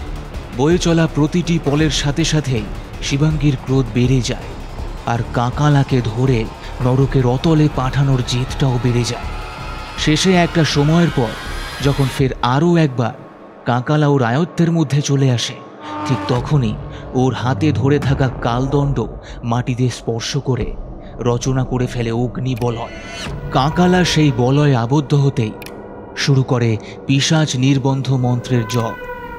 ওর মন্ত্রশক্তি একটু একটু করে দুর্বল করে তুলতে থাকে কাকালাকে। সুতীব্র যন্ত্রণায় উকড়ে উঠতে থাকে নরকের জীব, আর তার আর্তনাদে দুলে উঠতে থাকে গোটা ঘরটা। মনে হয় যেন ভূমিকম্প হচ্ছে। কাকালা বোঝে আর তার উপায় নেই। এবেলা অন্তিম প্রয়াস না করলে তাকে ফিরতেই হবে নিজের জায়গায়, অনন্ত অসীম নরকের অন্ধকার রাজ্যে। সে বুঝে শিকার রাতুলের আগে ওই নরক প্রহরীকে আঘাত করতে হবে। রক্ত মাংসের খাঁচায় বন্দি মানবী শরীরের অধিকারীর জীবন ঊর্জা শুষে নিতে পারলেই ওর সমস্ত বাধা দূর হবে, চিরতরেও মুক্ত হয়ে যাবে। এ কারণেই শেষবারের মতো নিজের সবটুকু শক্তি একত্র করে সে ঝাঁপিয়ে পড়তে চায় শিবাঙ্গীর উপরে। কিন্তু নরক অগ্নির প্রবল আগ্রাসী শিখার সামনে তার এগোবার মতো সাহস হয় না। দূর থেকে শিবাঙ্গীকে উদ্দেশ্য করে সে বলে, যদি ভেবে থাকে সেভাবে জিতে যাবি তবে ভুল ভাবছিস। মানুষের খোলসে লুকিয়ে থাকা এই আসল পিশাচগুলো কিন্তু বাঁচবে না। আমি না করলেও ওদের নিয়তি ওদের স্বীকার করবে। যে নিরপরাধ প্রাণের বলি ও আমায় চড়িয়েছে তাদের একজন অতৃপ্ত হয়ে রয়ে গেছে এই পৃথিবীতে। গোলকের মোহে মায়ায় আবদ্ধ সেই আত্মা কিন্তু এখন প্রতিশোধ চায়। সে এদের মধ্যে একজনকে মারবে, তার হাত থেকে তুই বাঁচাতে পারবি না এদের। পিশাচের হাতে মৃত্যু যার, তার পিশাচ হয়ে ওঠা নির্ধারিত। সে নিজের বদলা নিতে না পারলে সময়ের শেষ মুহূর্ত পর্যন্ত অশান্ত অতৃপ্ত হয়ে ঘুরে বেড়াবে এই জগতে। তার করাল গ্রাস থেকে বাঁচাতে পারবি না এদের, তুই পারবি না বাঁচাতে। এর আগে আর কিছু বলার সুযোগ দেয় না শিবাঙ্গী ওই নরক জীবকে। কালদণ্ড আঁচড়ে মারে তার শীর্ণকায় মাথায়। সুতীব্র চিৎকারে আকাশ বাতাস কাঁপিয়ে তুলে কাঁকালার অপার্থিব শরীর নিমিষে কঠিন পাথরে পরিণত হয়ে ফেটে চৌচির হয়ে যায়। এমনকি তার দেহের খণ্ড খণ্ড টুকরোগুলিও চোখের নিমিষে ধুলোতে রূপান্তরিত হয়। সেই গাঢ় ধূসর ধূলিকণার দিকে তাকিয়ে শিবাঙ্গী বলে ওঠে, যতদিন নরক প্রহরী জীবিত আছে ততদিন তোর মতো কোনো পিশাচ বা নরক জীবী এই জগতে ত্রাস সঞ্চার করতে পারবে না। সে নিজের দায়িত্ব এভাবেই পালন করে যাবে। এরপর আর বিলম্ব করে না শিবাঙ্গী। এখনো যে আরেক পিশাচের নির্বাণের ব্যবস্থা ওকে করতে হবে। তাই দুহাত মুষ্টিবদ্ধ করে বুকের কাছে জড়ো করে এনে ও মাটিতে পা ঠুকে দাঁড়িয়ে নরকের দ্বার উন্মোচনের প্রার্থনা জানায়। সাথে সাথে ঘরের ভেতর যেন প্রলয় শুরু হয়। চোখের নিমেষে ঘরের মেঝেতে ফাটল ধরে। ঘরের মেঝে দুভাগে বিভক্ত হয়ে যায়। গভীর ফাটলের ভেতর হতে লকলকে নরকাগ্নি উঠে আসে উপরে, আর একটু একটু করে কাকালার ভস্মীভূত দেহকে গ্রাস করে নেয় সেটা। ধূলিকণার অন্তিম অণুটিকেও লেহন করে নিয়ে ধীরে ধীরে নেমে যায় সে নিজের জায়গায়। কিন্তু সেই আগুনের ভেতর হতেই যন্ত্রণাক্লিষ্ট পিশাচের হাহাকার দীর্ঘশ্বাসের মতো বেরিয়ে আসতে থাকে। শিবাঙ্গী কালদণ্ডের আঘাত হানে মেঝেতে। ধীরে ধীরে যে বিরাট গর্ত সেখানে তৈরি হয়েছিল তা মিলিয়ে যায়। রাতুলের অচেতন দেহের কাছে এগিয়ে যায় শিবাঙ্গী, যার প্রাণ ঊর্জা কাকালার মতো পিশাচ শুষে খেয়েছে। তাকে সুস্থ হতে অনেক সময় লাগবে, কিন্তু এই মুহূর্তে তার জ্ঞান ফেরানো জরুরি। কারণ শিবাঙ্গীকে এখনই ফিরতে হবে। কাকালার হুঁশিয়ারি বাদ দিলেও এ কথা সত্যি যে সমীরের অতৃপ্ত আত্মা এখনো মধুরিমার পিছু ছাড়েনি। যদিও মধুরিমা ওর বাড়িতেই আছে, কিন্তু তবু যে বিদেহী আত্মা পিশাচ শ্রেণীভুক্ত হয়ে গেছে, তার ছলা করার হাত থেকে রেহাই পাওয়া কিন্তু মুশকিল। তাই ওকে বাঁচাতে গেলে শিবাঙ্গীকে এখনই বেরোতে হবে। তাই রাতুলের জ্ঞানে ফেরা প্রয়োজন। এ কারণেই তার পাশে হাঁটু মুড়ে বসে তার কপালের মাঝখানে ডান হাতের তর্জনী চেপে ধরে শিবাঙ্গী তার চেতনাকে জাগ্রত করার চেষ্টা করে। শিবাঙ্গীর তর্জনীর স্পর্শ পেতে রাতুলের কপালে সাদাটে আলোক রেখার মতো বিদ্যুৎ প্রবাহ বয়ে যায়। সাথে সাথেই চোখ মেলে তাকায় রাতুল। শিবাঙ্গীকে সামনে দেখেই সে চিৎকার করে ওঠে, কাতর কণ্ঠে বলে, আমায় বাঁচান ম্যাডাম, ওই পিশাচ আমায় মেরে ফেলবে। কি ভয়াবহ তার মুখ। দুনিয়ার সব রাগ আর ঘৃণা যেন ওই একটা মুখে এসে জড়ো হয়েছে। ও দীপালির বেশ ধরে এসেছিল। কিন্তু কি করে? আপনি তো এই বাড়িকে নিশ্চিদ্র নিরাপত্তায় মুড়ে দিয়েছিলেন, তো কি করে ও এলো কি করে? শিবাঙ্গী উঠে দাঁড়াতে দাঁড়াতেই বলে, স্বেচ্ছায় আহ্বান জানালে কোনো নিরাপত্তা বলই পিশাচকে বাধা দিতে পারে না। মনে করে দেখুন তো, আপনি নিজেই ওই পিশাচের মায়ায় ভুলে গিয়ে তাকে একাধিকবার ঘরে প্রবেশের আহ্বান জানিয়েছিলেন কিনা? ওর কথা শুনেই চমকে ওঠে রাতুল। চকিতে ওর মনে পড়ে যায় আগুন নেভানোর পর দীপালিকে যখন দরজার বাইরে ও দাঁড়িয়ে থাকতে দেখেছিল, তখন নিজেই ওকে একবার নয় পরপর 3 বার ভেতরে আসার জন্য বলেছিল। ওর আহ্বানে দীপালির ছদ্মবেশধারী ওই পরলৌকিক জীব এই ঘরে পা রাখে, আর তারপরেই নিজের আসল মূর্তি ধারণ করে ওর উপরে ঝাঁপিয়ে পড়ে। কথাগুলো মনে পড়তেই গায়ে কাঁটা দেয় রাতুলের। নিজেকে সুস্থ ও নিরাপদে দেখে সাময়িক আনন্দ হলেও বোঝে এই সবই এই রহস্যময় নারী শিবাঙ্গীর কৃতিত্ব। শিবাঙ্গীকে ধন্যবাদ জ্ঞাপন করে ও কিছু বলতে যায়, কিন্তু তার আগেই শিবাঙ্গী কঠিন স্বরে বলে ওঠে, আপনার ধন্যবাদের কোনো প্রয়োজন আমার নেই, কারণ ওটা জানিয়ে নিজের পাপ থেকে আপনি মুক্ত হতে পারবেন না। দুটো নির্দোষ মানুষের হত্যার দায় আপনার মাথায় লেপে রয়েছে। হ্যাঁ, হয়তো এই জগতের বিচারের মাপকাঠিতে আপনার বিরুদ্ধে কোনো সাক্ষ্য প্রমাণ নেই। এক নরক জীবকে ডেকে এনে তার হাত দিয়ে হত্যার যে জঘন্য খেলা আপনি খেলেছেন, তা ইহলোকের কোনো বিচার সভা বা বিচারপতি মানবে না। কিন্তু যে অসীম অনন্তের হিসেব নিকেশের খাতায় সবার পাপ পুণ্যের হিসেব কষা থাকে, সেইখানে সবই জমা রয়েছে, আর সেই বিচার হবে। সঠিক সময় সঠিকভাবে সেই বিচারের অমোঘ বাণী আপনি শুনতে পাবেন। আর হ্যাঁ, দীপালি মরেছে ভেবে মনে মনে খুশি হবেন না। সে বাড়ির পিছনের দিকে নালার কাছে অজ্ঞান হয়ে পড়ে আছে। রক্ষা বলয় শুধু এই বাড়ি না, দীপালির ওপরও আমি করেছিলাম। তাই আপনি যাকে ডেকেছিলেন সে ওকে ছুঁতেও পারেনি, তাই তার খিদে মেটাতে সে আপনার ওপরে হামলা করেছিল। তবে কি জানেন রাতুল বাবু, দীপালিকে মারতে পারলেও সে আপনাকে ছাড়ত না। দীপালি মধুরিমার পর সে ঠিক আপনার কাছেই ফিরত। আপনার মনের ভিতরে জমে থাকা আঁধারের হদিশ আর তার গভীরে নিহিত লোভ ঘৃণার খোঁজ সে পেয়ে গেছিল। তাই আপনি ছিলেন তার সবথেকে প্রিয় শিকার।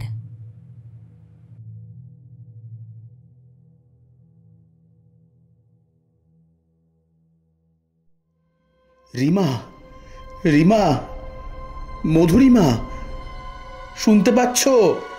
একবার শোনো কান পেতে। আমি অতীশ বলছি, তোমার স্বামী। দেখো দেখো, ওরা আমায় ছেড়ে দিয়েছে। আমি ফিরে এসেছি তোমার কাছে। কথাগুলো যেন বহু বহু যোজন দূর থেকে ভেসে আসছে কানে। সে সাথে একটা অস্পষ্ট চেহারা, একজন পুরুষ। খুব ভালোভাবে তাকে দেখতে না পেলেও ওই আকৃতির সাথে স্বামী অতীশের যেন সাদৃশ্য খুঁজে পায় মধুরিমা। অতীশ ও স্বামী, সে কি তবে সত্যিই ফিরে এলো? ছেড়ে দিয়েছে পুলিশ ওকে? তবে যে ওরা বলল অতীশের মেডিকেল কন্ডিশন ঠিক না, তাই ওকে সাইক্রিয়াটিস্ট দেখিয়ে হোমে রাখার ব্যবস্থা করা হবে। ও সুস্থ হলে তারপর কোর্টে কেস উঠবে। তাহলে কি অতীশ ছাড়া পেয়ে গেল? এদিকে ওই কণ্ঠস্বর আর ওই অস্পষ্ট আকৃতি একটু একটু করে ওর দিকে এগিয়ে আসছে অনেকটা। হ্যাঁ হ্যাঁ, ওই তো ওকে দেখা যাচ্ছে। এই যে সত্যিই অতীশ। ইস, কি চেহারা হয়েছে ওর! কঙ্কালসার দেহ, উস্কো খুস্কো মাথার চুল, 2 কুটোরাগত চোখের নিচে গাঢ় কালি, মুখে কত দিনের না কামানো দাড়ি আর গোফের জঙ্গল, পরনে জেলের কয়েদিদের পোশাক, আর হাতে এ তো ছুরি। হ্যাঁ, ছুরি। একটা অতিকায় ধারালো ছুরি নিয়ে অতীশ এগিয়ে আসছে ওর দিকে। অতীশের মুখের কুটিল হাসির রেখাই বুঝিয়ে দিচ্ছে সে কি চায়। তবে কি অতীশ বদলা নিতে চায় ওর থেকে? ও যা করেছে তার প্রতিশোধ নিতে কি তবে ফিরে এসেছে অতীশ? আতঙ্কের শীতল স্রোত বয়ে যায় মধুরিমার শির দাঁড়াবে। দরদর করে ঘাম দিতে থাকে ওর শরীরে। ওই গর্তে ঢুকে যাওয়া 2 ক্রূর চাহনি আর ছুরির ধারালো তীক্ষ্ণ ফলা মিলেমিশে একাকার হয়ে যেতে থাকে ওর দৃষ্টির সামনে। প্রাণ বাঁচাতে মরিয়া হয়ে মধুরিমা শুরু করে দৌড়তে। নিশ্ছিদ্র আধারের মাঝে দৌড়চ্ছে। কোথায় আছে জানে না, কোথায় যাবে জানে না, এমনকি কোন পথে চলেছে তাও তার জানা নেই। শুধু বাঁচতে হবে যে করেই হোক, এই ইচ্ছেটুকু নিয়েই প্রাণপণে ছুটছে মধুরিমা। পেছনে না তাকেও বুঝতে পারছে শানিত ছড়ি আর রক্তরঞ্জিত দুই আঁখি নিয়ে মূর্তিমান বিভীষিকার মতোই অতিশোধ ধেয়ে আসছে ওর পেছনে। আর মাত্র কয়েক হাত দূরত্ব, তারপরেই হয়তো ছুরির ধারালো ফলাটা সজোরে গেঁথে বসবে ওর পিঠে। চামড়া মাংসের আস্তরণ ভেদ করে ফুটো করে দেবে তীব্র গতিতে ধকধক করে চলা হৃৎপিণ্ডটাকে। চোখের সামনে নামবে আধার। বাপ মায়ের দেওয়া জীবনখানা বেঘরে চলে যাবে না ফেরার দেশে, ঠিক যেখানে মধুরিমা পাঠাতে চেয়েছিল অতীশকে। প্রথমে সমীর আর তারপরে রাতুলকে নিয়ে করেছিল বিভৎস এক ষড়যন্ত্র। অতীশ নামের কাঁটাটাকে সমূলে জীবন থেকে উপড়ে ফেলতে কি না করেছেও। সমীরের সাথে দূর দেশে পালিয়ে ঘর বাঁধবে বলে প্রথমে বিয়েতে পাওয়া গয়না, আর তারপরে অতীশদের তরফের গয়না নির্বিকারভাবে তুলে দিয়েছে সমীরের হাতে। একটু একটু করে অতীশের সাথে মিষ্টি ব্যবহার করে প্রেমের ফাঁদ পেতে তার সেভিংসের উপরে দখল নিয়েছে। তারপরে সেগুলোও তুলে দিয়েছে সমীরের হাতে। কাজপাগল মানুষটা কোনোদিন এগুলোর খোঁজ রাখেনি, অন্ধের মতো ভালোবেসেছে আর বিশ্বাস করেছে ওকে। তার বিনিময়ে যে মধুরিমা ওকে পাগল করে নিশ্চিত মৃত্যুর দিকে ঠেলে দিতে চেয়েছে, তার হদিশ পায়নি অতীশ। তাই হয়তো আজ হাতে নাতে সবটার হিসেব নিকেশ পুরো করতে চায় সে। কথাগুলো ভাবতে ভাবতে দুম করে ঘুমটা ভেঙে যায় মধুরিমার। সর্বাঙ্গ ওর ঘামে ভিজে চকচক করছে। ধরফর করে চোখ মেলে উঠে বসেই নিজেকে শিবাঙ্গীর বাড়ির লিভিং রুমের সোফায় আবিষ্কার করেও চকিতে মনে পড়ে যায় কয়েক ঘন্টা আগের কথাগুলো। শিবাঙ্গীর কড়া মানা থাকায় আজ আর রাতে খাওয়া হয়নি মধুরিমার। শ্রীনাথবাবুও জোর করেননি, শুধু এক গ্লাস ফলের জুস দিয়েছিলেন ওকে। সেটুকুও ঠিকমতো গলা দিয়ে নামেনি মধুরিমার। খালি মনে মনে ভেবেছে কখন এই রাত শেষ হয়ে দিনের আলো ফুটবে, আর কখন শিবাঙ্গী এসে বলবে সব ঠিক হয়ে গেছে, আর ভয়ের কোনো কারণ নেই, আপনি এখন বিপদ মুক্ত। জীবন যে কখনো ওকে এমন একটা পর্যায়ে এনে দাঁড় করাবে তা কোনোদিন ভাবতেও পারেনি মধুরিমা। যাকে ভালোবাসলো তাকে বিয়ে করতে পারল না, আর যাকে বিয়ে করলো তাকে পারল না ভালোবাসতে। এমনকি তাকে পথ থেকে সরাতে, আবার যাদের ওপর ভরসা করলো সেই তারাও ওর সাথে শুধুই প্রতারণা করে গেল। রাতুলের কথা ভোলা গেলেও সমীর কি করে পারল এমন করে ওকে ঠকাতে? রাতুলের সাথে মিলে ওর হাত দিয়ে অতীশকে ড্রাগস দিয়েছে সমীর। শুধু তাই নয়, মধুরিমার যাবতীয় গয়না আর টাকা নিয়ে অন্য মেয়ে মানুষ নিয়ে পালাতে চেয়েছে দেশ ছেড়ে। এত বড় একটা ষড়যন্ত্র কি করে করতে পারল সমীর? ভালোই হয়েছে ও মরে, অন্তত ওই শয়তানের মুখটা তো আর দেখতে হবে না ওকে। এ কথা মনে হতেই একটু হালকা লাগে ওর। দুঃস্বপ্ন দেখার কারণেই হোক বা অত ঘামার কারণেই হোক, ভীষণ জল তেষ্টা পেয়েছে ওর এখন। তাই সোফা ছেড়ে উঠে পড়েও ঘরের এক কোণে একটা টেবিলের উপরে জলের বোতল রেখে গেছেন শ্রীনাথবাবু। সেটার থেকেই খানিকটা জল ঢকঢক করে গলায় ঢালে মধুরিমা। বাদিকে দেওয়ালের উপরে টাঙানো ঘড়িতে সময়ের কাঁটাগুলো বলছে এখন রাত 2:20। উফ, এখনো কতটা সময় বাকি ভোর হতে। আপন মনেই কথাগুলো বলে সোফাতে বসতে যায় মধুরিমা। ঠিক তখনই দূরের রাস্তায় একসাথে 5-6টা কুকুর ডেকে ওঠে। ভয়ে শিউরে ওঠে মধুরিমা। আনমনে ওর চোখ চলে যায় দক্ষিণের খোলা জানালাটার দিকে। ওই জানালা দিয়ে দূরের ফাঁকা জমিটা দেখা যায়। ওটা একটা জলাশয় ছিল কোনো কালে, তবে এখন প্রশাসনিক উদাসীনতার কারণে জমি মাফিয়াদের জবরদখলের ফলে জলাশয় ভরাট হতে হতে ছোট্ট একটা ডোবাতে পরিণত হয়েছে। সকালে এই বাড়িতে মধুরিমা ওই জমির পাশে চওড়া রাস্তা ধরেই পায়ে হেঁটে এসেছিল। তখন কিন্তু জায়গাটা দেখে তেমন কিছুই মনে হয়নি তার, কিন্তু এখন এই মাঝরাতে এদিকে তাকাতেই আতঙ্কের চোরা স্রোত বয়ে গেল ওর শরীর জুড়ে। কারণ সেখানে খানিক আগের স্বপ্নে দেখা সেই অস্পষ্ট ছায়ামূর্তিকেই দেখতে পেল সে। তার হাতে ধরা ছুরির ইস্পাতের ফলা লাইট পোস্টের ঝিম ধরা বৈদ্যুতিক আলোর ছটায় চকচক করছে। ছায়ামূর্তির মুখ দেখা যায় না ভালো মতো, তবে মধুরিমার মানসপটে কল্পিত এক মুখ যেন দেখতে পায় চাপ চাপ আধারের ভেতর। সে মুখ অতীশের নয়, সমীরেরও নয়, নয় রাতুল দত্তর মায়ের। সে এক বিকট চেহারা, ঘৃণিত রূপ, গোটা মুখটা যেন খুবলে খেয়েছে কোনো নরখাদক। সেখানে কোনো মাংস নেই, চামড়া নেই, নেই নাক, নেই চোখ, কোনো কিছুই। থাকার ভেতরে আছে শুধু সারি সারি কতগুলো ছুচালো দাঁত, আর চোখের জায়গায় জলজল করছে আগুনের পিণ্ড। এমন ভয়াবহ অবয়বের দিকে তাকিয়ে থাকা যায় না দীর্ঘক্ষণ। মধুরিমাও পারে না। দুহাতে মুখ ঢেকে আতঙ্কে চিৎকার করতে যায়, কিন্তু ওর গলা দিয়ে যেন আওয়াজই বেরোয় না। ওর গলা শুকিয়ে কাঠ হয়ে আসছে যেন। জল ভরা বোতলটা হাতে তুলে নিয়ে খুলে ফেলে গলায় ঢালতে যায় ও, কিন্তু এ কি, জল কই? হেজে ওই পচে ওঠা গাঢ় রক্ত। বিকট গন্ধে নিঃশ্বাস বন্ধ হবার উপক্রম হয় মধুরিমার। বোতলটা ছুঁড়ে মারে ও মেঝেতে। জল ভরা প্লাস্টিকের বোতল মেঝেতে পড়তেই দরাম করে বিকট শব্দ তুলে ফেটে চৌচির হয়ে যায় সাথে সাথেই। জল ছড়িয়ে পড়ে মেঝে জুড়ে। মধুরিমা কিন্তু দেখতে পায় মেঝেটা ভরে গেছে ওই গাঢ় থকথকে লাল রক্তে।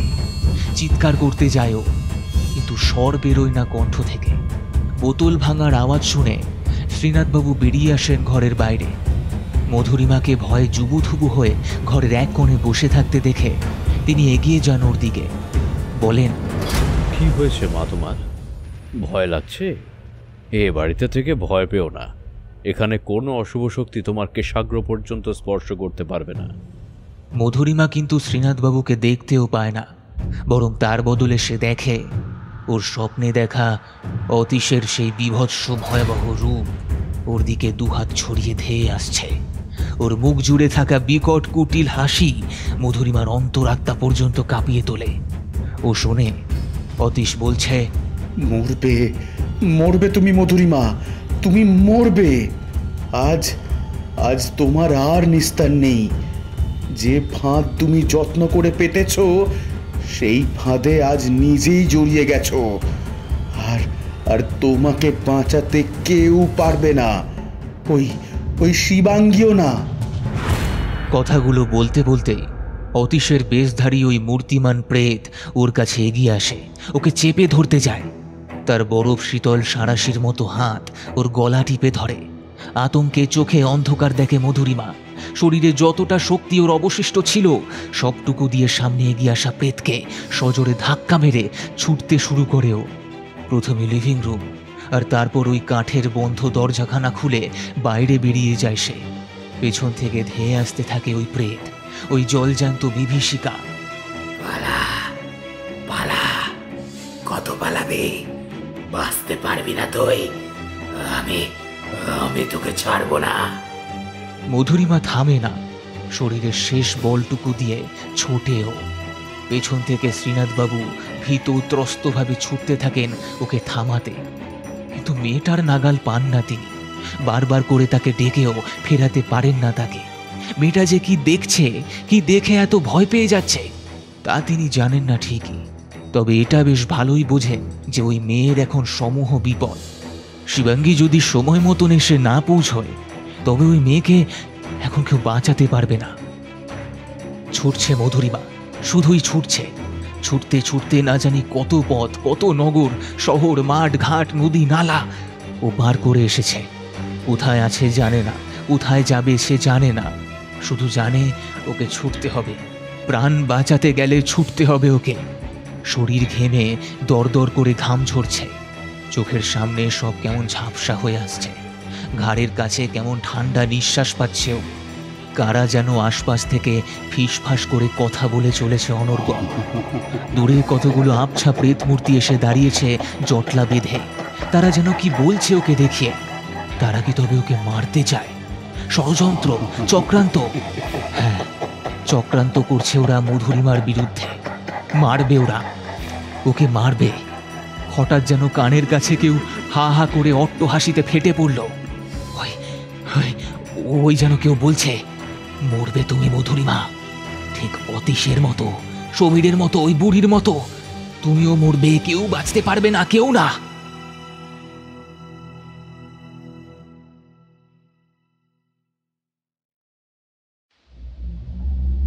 এর তো দেখছি অবস্থা খুব সিরিয়াস ম্যাডাম। শুধু হ্যালিউসিনেট করছে না, সেটাকেই সত্যি বলে ভেবে নিয়ে ফেরোসাস অ্যাক্টিভিটিও করছে। এর তো মনে হয় না সুস্থ হবার কোনো চান্স আছে আর। শিবাঙ্গীকে কথাগুলো বললেও তেঁতুলতলা থানার ইনচার্জ দেবাশিস বাবু দুই চোখ নিবদ্ধ হয়ে রয়েছে ডোবার ধারের এক হাঁটু নরম কাদায় পড়ে খাবি খেতে থাকা মধুরিমার দিকে। মধুরিমা বসা গতকাল শিবাঙ্গীর কাছে অসহায়ভাবে যে মধুরিমা ছুটে এসেছিল একরাশ মিথ্যে বলে শেষে ধরা পড়ে গিয়ে নিজেকে বাঁচানোর আকুল আবেদন জানিয়েছিল, এ সে নয়। এর সাথে এই বাস্তব জগতের কোনো যোগ আছে কিনা তা কেউ জানে না। তার রক্ত জবার মতো রাঙা দুটি চোখ ড্যাব ড্যাব করে তাকিয়ে নিজের চারপাশের সব কিছু দেখে চলেছে ঠিকই, কিন্তু সেই দৃষ্টিতে যে আসলে কি ধরা পড়ছে তা সে নিজে আর শিবাঙ্গী ছাড়া কেউ জানে না। গতকাল রাতে শিবাঙ্গীর বাড়ি থেকে বেরিয়ে ছুটতে ছুটতে মধুরিমা চলে এসেছিল বাড়ির দক্ষিণের এই ফাঁকা জমিটায়। দৌড়তে দৌড়তে মজে যাওয়া ডোবাটার জল কাদাতে পড়ে গিয়ে সেই যে খাবি খেয়ে চলেছে তা এখন এই বেলা 8টার সময়ও বন্ধ হয়নি। তাকে তুলে ধরতে গেলেই সে আর্তনাদ করে উঠছে, বাঁচাও বাঁচাও বাঁচাও বাঁচাও। যেন অদৃশ্য কোনো শক্তির কাছে সাহায্য প্রার্থনা করছে সে, ক্ষমা চাইছে বারবার, কিন্তু কোনোভাবেই ওই পাঁক ছেড়ে ওপরে উঠছে না। তাকে ওভাবে দেখে এই পাড়ার লোকেরাই লোকাল থানায় খবর দেয়। ইনচার্জ দেবাশিস মিত্র নিজে চলে আসেন খবর পেয়ে। মহিলা পুলিশ দিয়ে মেয়েটাকে তোলার চেষ্টা করেন, কিন্তু কাজ হয় না। উল্টে মেয়েটা লেডি কনস্টেবল দুজনকেই আছড়ে কামড়ে রক্তারক্তি কাণ্ড করে দেয়। কনস্টেবলরা ভয় পেয়ে সরে এসে বলে, অমন পাগলিকে আমরা সামাল দিতে পারবো না স্যার। সবই আসলে কর্মফল স্যার, আমরা মানি বা না মানি। এই জগতের প্রতিটা প্রাণীর কর্মের হিসেব একজনের খাতায় ঠিক লেখা থাকে। কর্মের শেষে তার সেই হিসেব বিচারের সময় আসে যখন, সেই বিচার সবার জন্য সমান। ধনী দরিদ্র নারী পুরুষ এসবের কোনো ভেদ তিনি করেন না। অন্তত বিচার শেষে আসে তার বিধান শোনানো আর ফল ভোগের পালা। যার খাতায় যতটা পাপ থাকে তার ভোগ ঠিক ততটাই হয়। মধুরিমা যা করেছেন তার কোনো বিচার এই জগতের কোনো আদালতেই সম্ভব ছিল না, কারণ সে যা করেছে তার কোনো প্রমাণ নেই। যে ছিল সেই সমীর এই পৃথিবীতেই আর নেই, আর প্রমাণ ওর দেহাবশেষ নিশ্চয়ই পাওয়া গেছে। শিবাঙ্গীর প্রশ্নের জবাবে দেবাশিস মিত্র তড়িঘড়ি বলেন, হ্যাঁ ম্যাডাম, আপনার কথা মতো বোলপুর থানার ওসির কাছে ফোন করে কুমার গ্রামের সেই পরিত্যক্ত পানা পুকুরে খোঁজ নিতে বলি। ওরা সার্চ করে হাড়গোড় পেয়েছে, সেগুলো দেখে তো মানুষের বলেই মনে হচ্ছে। আমি ফরেন্সিক টেস্টের জন্য ল্যাবে পাঠিয়েছি, আজ বিকেলের মধ্যে রিপোর্ট চলে আসবে। তবে ম্যাডাম, একটা বিষয় খুব ভয়ানক লাগলো দেখে। জানেন, হাড়গুলো ইনট্যাক্ট ছিল না, ওগুলোর মধ্যে কয়েকটার অবস্থা খুব খারাপ ছিল। দেখে মনে হলো যেন কেউ গুঁড়ো করবার চেষ্টা করেছে বা চিবিয়েছে সেগুলোকে। মানুষের হাড় ওভাবে চিবিয়ে খাওয়ার সাধ্য তো কুকুর বা শেয়ালের হবে না। তাহলে জগতে কি খালি মানুষ কুকুর আর শিয়ালরাই আছে বলে বিশ্বাস করেন আপনি? যেখানে এদের দৌরত্ব শেষ হয় সেখান থেকে যাদের ক্রিয়াকলাপ আরম্ভ হয়, আমার কাজ তাদের নিয়ে। তাই বলবো, ফরেন্সিক করান, ডিএনএ টেস্ট করান, সব করান, কিন্তু তাতে বিশেষ কিছুই লাভ হবে না। কারণ আপনাদের রিসার্চ ল্যাব বলতে পারবে না ও কাজ কার হতে পারে। তার মানে বলতে চাইছেন এ কোনো প্রেতের কাজ? শুধু প্রেত বললে কি ঠিক বলা হবে? হয়তো না। যে এই কাজ করেছে সে তার থেকেও অনেক বেশি কিছু ছিল। কিন্তু তাকে তো আর আইন খুনি বলে শাস্তি দিতে পারবে না ম্যাডাম।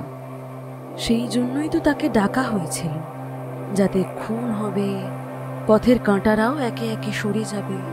কিন্তু এসবের পিছনে যে বা যারা আছে তারা আইনের চোখে ধরাও পড়বে না, শাস্তিও হবে না। আসলে কি জানেন মিস্টার মিত্র, আমরা মানুষরা না ওই পরপারের ভয়াল দর্শন প্রেত বা ওই পিশাচদের থেকেও এতটাই ভয়ঙ্কর যে তাদের ভয়াবহতাও আমাদের সামনে ফিকে লাগে।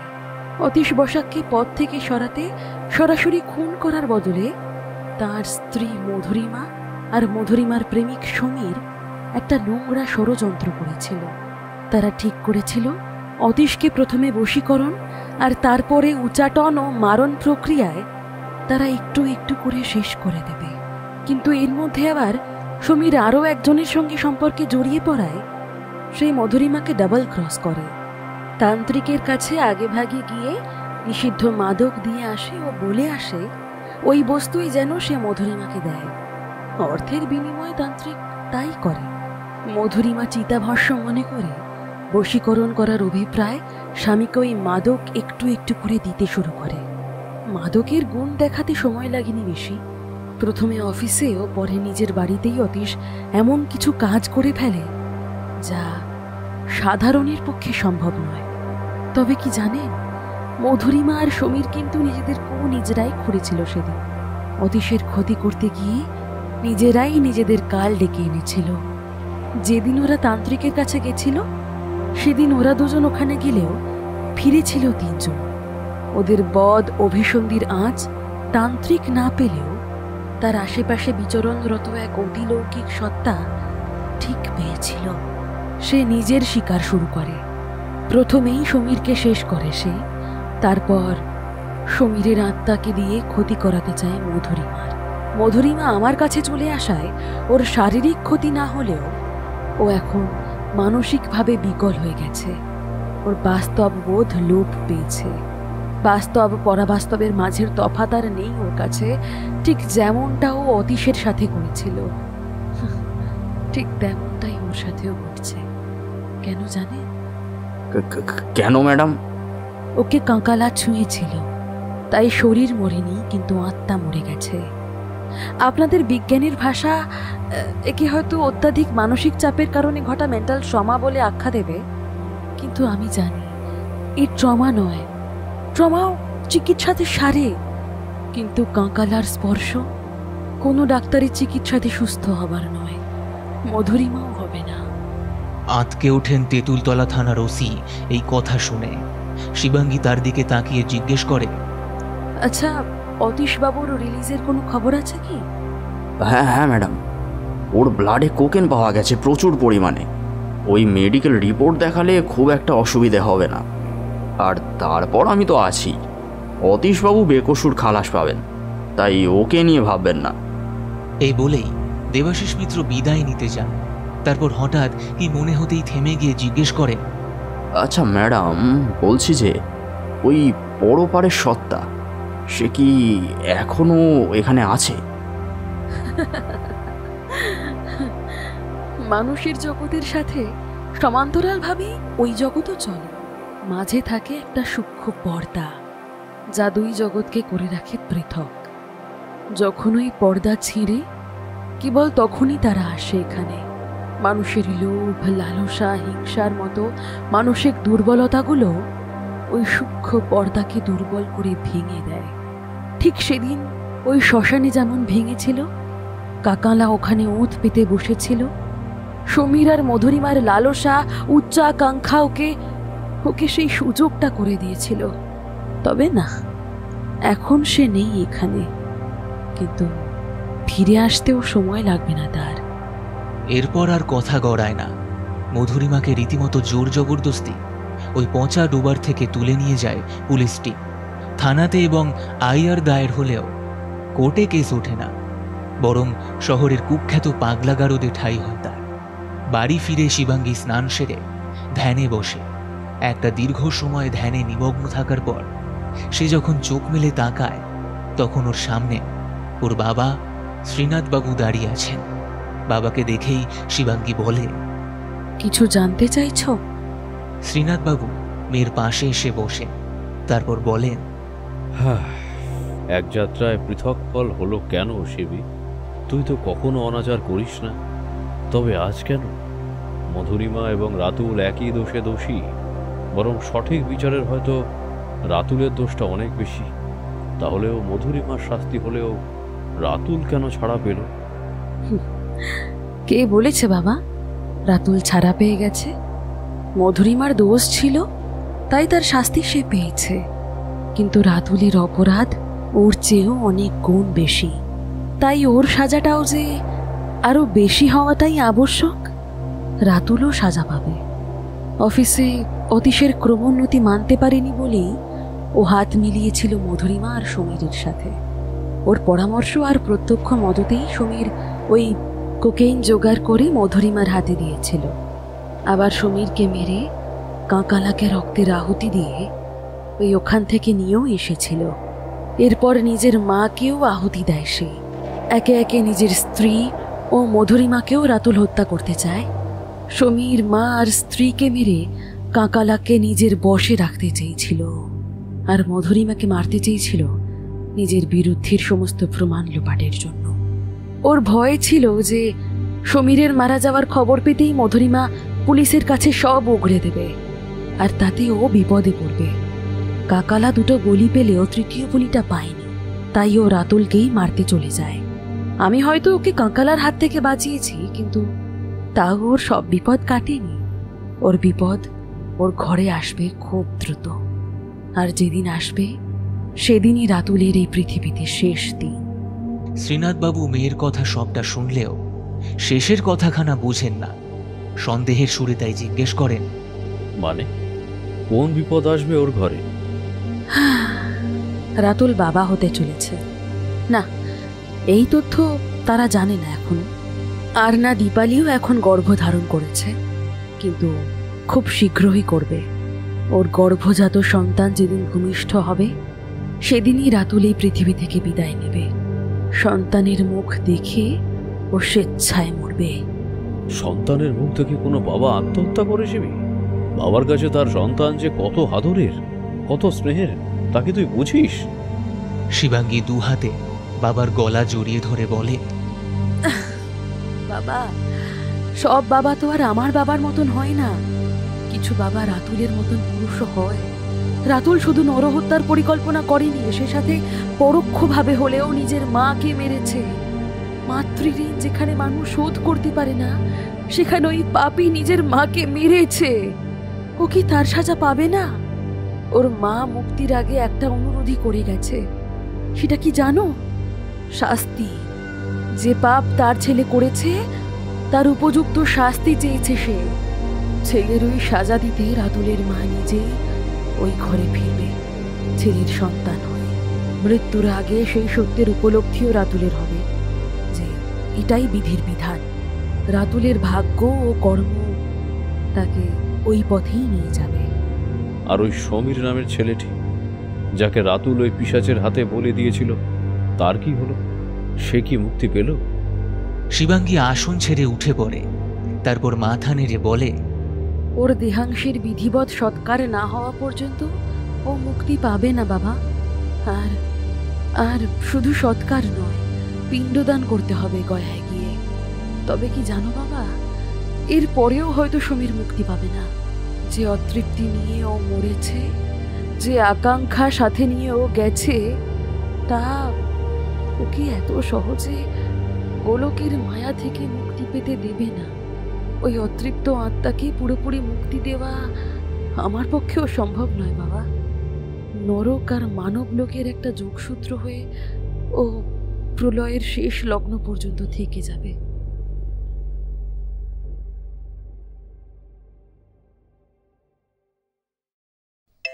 প্রায় 1 বছর বাদে খুব ভোরে হঠাৎ শিবাঙ্গীর ফোনটা বেজে ওঠে।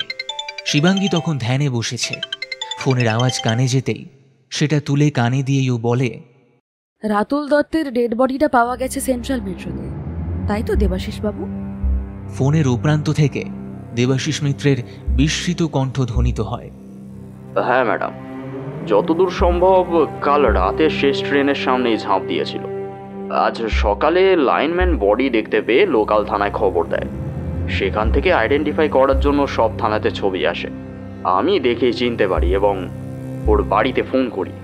তখনই জানতে পারি যে ওর মিসেসের কাল ডেলিভারি হয়েছে, এক কন্যা সন্তানের জন্ম দিয়েছেন তিনি। শুনে এত খারাপ লাগলো। এমন খুশির মুহূর্তে অমন একটা খবর দিতেও বড় কষ্ট হলো, কিন্তু আমারও কিছু করার নেই, কাজটাই যে এমন। যা হোক, ভাবলাম আপনাকেই জানাই, তাই ফোন করলাম। কিন্তু আপনি তো দেখছি আগে থেকেই জানতে পেরেছি আগে। একটা কথা বলবো ম্যাডাম, রাতুল দত্ত হঠাৎ সুইসাইড করলো কেন? উনি তো বেশ ভালো লোক ছিলেন বলেই জানি। অতীশবাবুর ডিসচার্জ হওয়া পর্যন্ত সমস্ত বিষয়ে বন্ধুর পাশে থেকেছেন। এমনকি শুনেছি ওর সুপারিশেই নাকি অতীশ বসাককে পুনরায় তার অফিসে কাজের সুযোগ করে দেয়া হয়েছে। অতীশের সুস্থ জীবনে ফিরে আসার পিছনে রাতুলের অবদান অনেক, অথচ সেই মানুষটাই কি করে জীবন থেকে এতটা বীতশ্রদ্ধ হয়ে গেল? সবই মানুষের কর্ম দেবাশিস বাবু, সবই কর্ম। কর্মচক্রের থেকে ঊর্ধ্বে কেউ নেই আমরা। রাতুল বাবুর নিয়তি তাকে ওই পথেই নিয়ে গেছে। এটুকু বলে ফোনটা রেখে দেয় শিবাঙ্গী। সাথে সাথে ওর চোখের সামনে ভেসে উঠল একটা দৃশ্য। একটা বেসরকারি হসপিটালের লেবার রুমের বাইরে অপেক্ষারত রাতুলকে দেখতে পেল। দেখল নীল পোশাক পরিহিত একজন নার্স এসে তাকে কিছু বলায় রাতুল খুব খুশি হয়ে উঠল এবং নার্সের পিছু পিছু সে চলে গেল পাশের একটা রুমে। রুমের ভেতর অচেতন দীপালির পাশে শোয়া একটা ফুটফুটে শিশু কন্যাকে দেখে এগিয়ে গেল রাতুল। নার্সটি বাচ্চাটাকে তুলে ওর হাতে দিয়েই বেরিয়ে গেল। ঠিক তখনই বাচ্চাটার কণ্ঠ ফুঁড়ে বেরিয়ে এলো এক বয়স্ক নারীর কণ্ঠস্বর। সেই কণ্ঠস্বরে ধ্বনিত হলো শুধুমাত্র কয়েকটা কথা। ভালো আছিস রাতুল? দেখ, তোর টানে ফিরে এসেছি আবার। এবারে কিন্তু আমায় আর ওভাবে মেরে ফেলিস না। কথাগুলো শুনেই রাতুলের মুখ ফ্যাকাশে বিবর্ণ হয়ে উঠল। বাচ্চাটাকে দীপালির পাশে রেখে ও ছুটে বেরিয়ে গেল হসপিটাল থেকে। তবে শিবাঙ্গী স্পষ্ট দেখতে পেল রাতুল কিন্তু একা গেল না, ওর পিছু পিছু চলে গেল একটা অস্পষ্ট ছায়ামূর্তি। সেই ছায়ামূর্তি যে সমীরের, সে কথা শিবাঙ্গী জানে। যতদিন না দীপালির প্রসব হয় ততদিন একটা সুরক্ষা বলয়ের ভেতর ও বেঁধে রেখেছিল ওই পরিবারটাকে। এবারে দীপালির সন্তান ভূমিষ্ঠ হতেই সেই বলয় ভেঙে যাওয়ায় সমীরের আর নিজের প্রতিশোধ নেওয়ার কোনো বাধা ছিল না। তাই কাল রাতে রাতুলের মৃত্যুটা যে নেহাত সুইসাইড নয় তা বুঝতেও আর অসুবিধা হয় না। আপন মনেই ও বিদেহী আত্মার শান্তি কামনায় গুনগুন করে বলে ওঠে, হরি ওম তৎসৎ, হরি ওম তৎসৎ, হরি ওম তৎসৎ।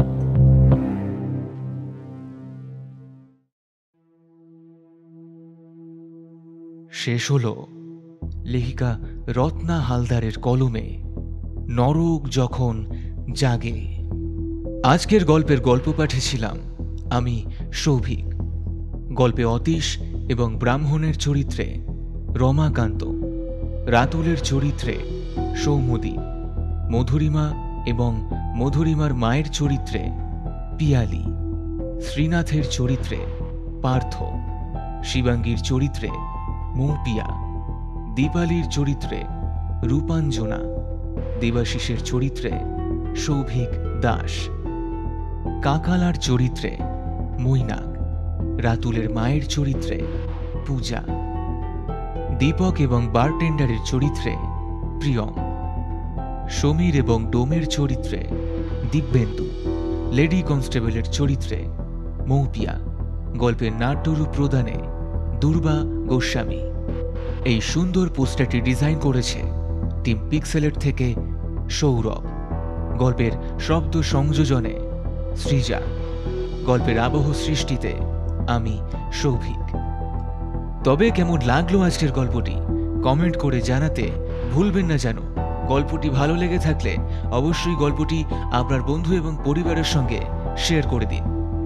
আর কমেন্ট বক্সটি সোয়াইপ করে হাইপ অপশনে ক্লিক করে গল্পটি আরও বেশি সংখ্যক শ্রোতা বন্ধুর কাছে পৌঁছে দিতে আমাদের সাহায্য করুন।